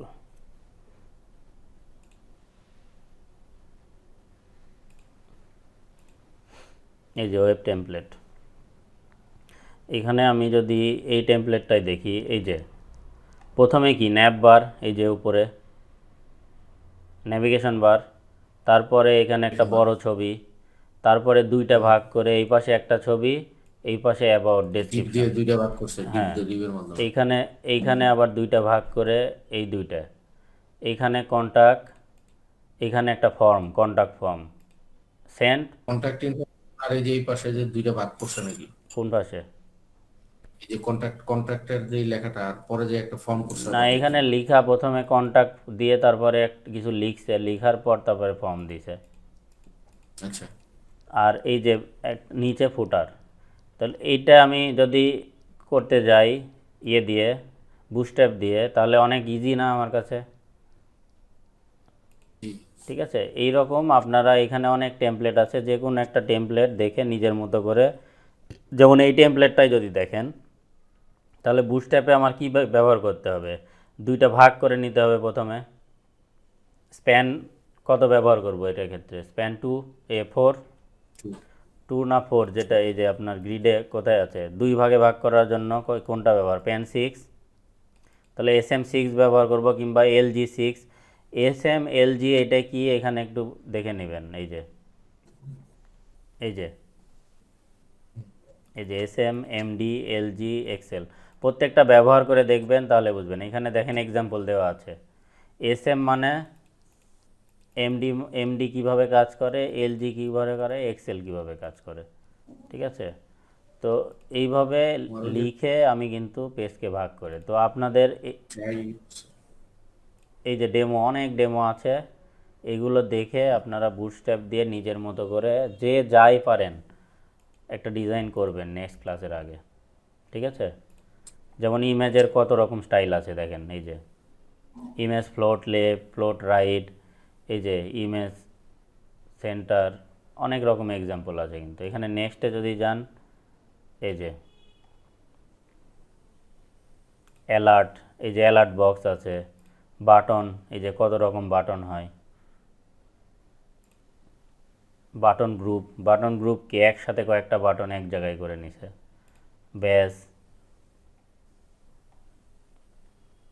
এই যে যেই সাইটগুলোতে এই যে চারটা, মনে করেন যে মানে 100% বা 80% চারটা ছবি দিয়ে যদি আমি ভাগ করতে চাই, হ্যাঁ যে বক্স আকারে চারটা ভাগ করতে চাই, তখন এটা দিয়ে পারা যাবে নাকি? হ্যাঁ, এটাই তো, আপনি কন্টেনারকে 4টা ভাগে ভাগ করে নেবেন গ্রিড দিয়ে, এই যে গ্রিড 4টা ভাগে ভাগ করতে গেলে কোন তখন আমি পিকচার রাখতে পারবো না, টেক্সট শুধু পিকচারও রাখতে পারবো তো, তাই তো? হ্যাঁ, আপনি এই গ্রিডের মধ্যে যা ইচ্ছা রাখেন, ওইটা তো কোনো প্রবলেম নাই। গ্রিডের মধ্যে আপনি যা ইচ্ছা, আপনি গ্রিড মানে কি একটা সেকশন ভাগ করে নিলেন, ওই সেকশনের মধ্যে আপনি কি ভাগ করে লিখবেন রাখবেন সেটা আপনার বিষয়। জি।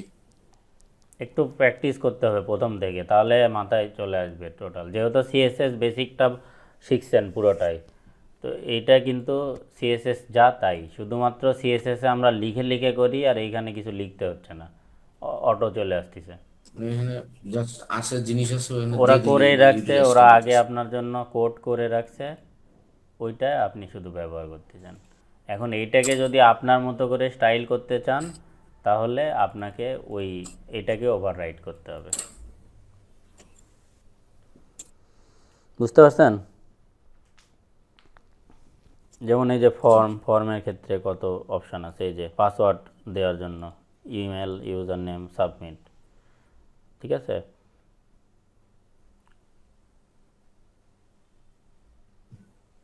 এই হচ্ছে বুটস্ট্র্যাপ। না, এটা একটু প্র্যাকটিস না করলে এটা ভালো ঢুকতেছে না মাথায়। হ্যাঁ, এটা প্র্যাকটিস করতে হবে, এই জন্য আমি বেসিক জিনিসটা তো বুঝতে পারছো নাকি, যে এটা কিভাবে কাজ করতেছে। জি জি, বেসিকটা ইয়ে আছে, একটু হ্যাঁ, এখন প্র্যাকটিস করলে আর একটু যেহেতু আমি তাহলে এটা যদি টোটাল সব অপশন 1 বাই 1 বুঝাই, তাহলে 8-10টা ক্লাস লাগবে। তো আচ্ছা, আমি একটু একটা জিনিস দেখাইতে চেয়েছিলাম সাগর ভাই। দেখান। আচ্ছা, ঠিক আছে। আর আচ্ছা, এটা নিয়ে প্রশ্ন আছে কার কোনো? কে কে আছে এখন? আমি তো দেখি না এদিকে। ফরহাদ ভাই, আপনি কি করছিলেন আগে বুটস্ট্র্যাপ? হ্যাঁ ভাইয়া, করছি আগে। আচ্ছা, যাই হোক, নেক্সট ক্লাসে বুটস্ট্র্যাপ দিয়ে একটা পেজ ডিজাইন করবেন, যেমন পারেন সবাই।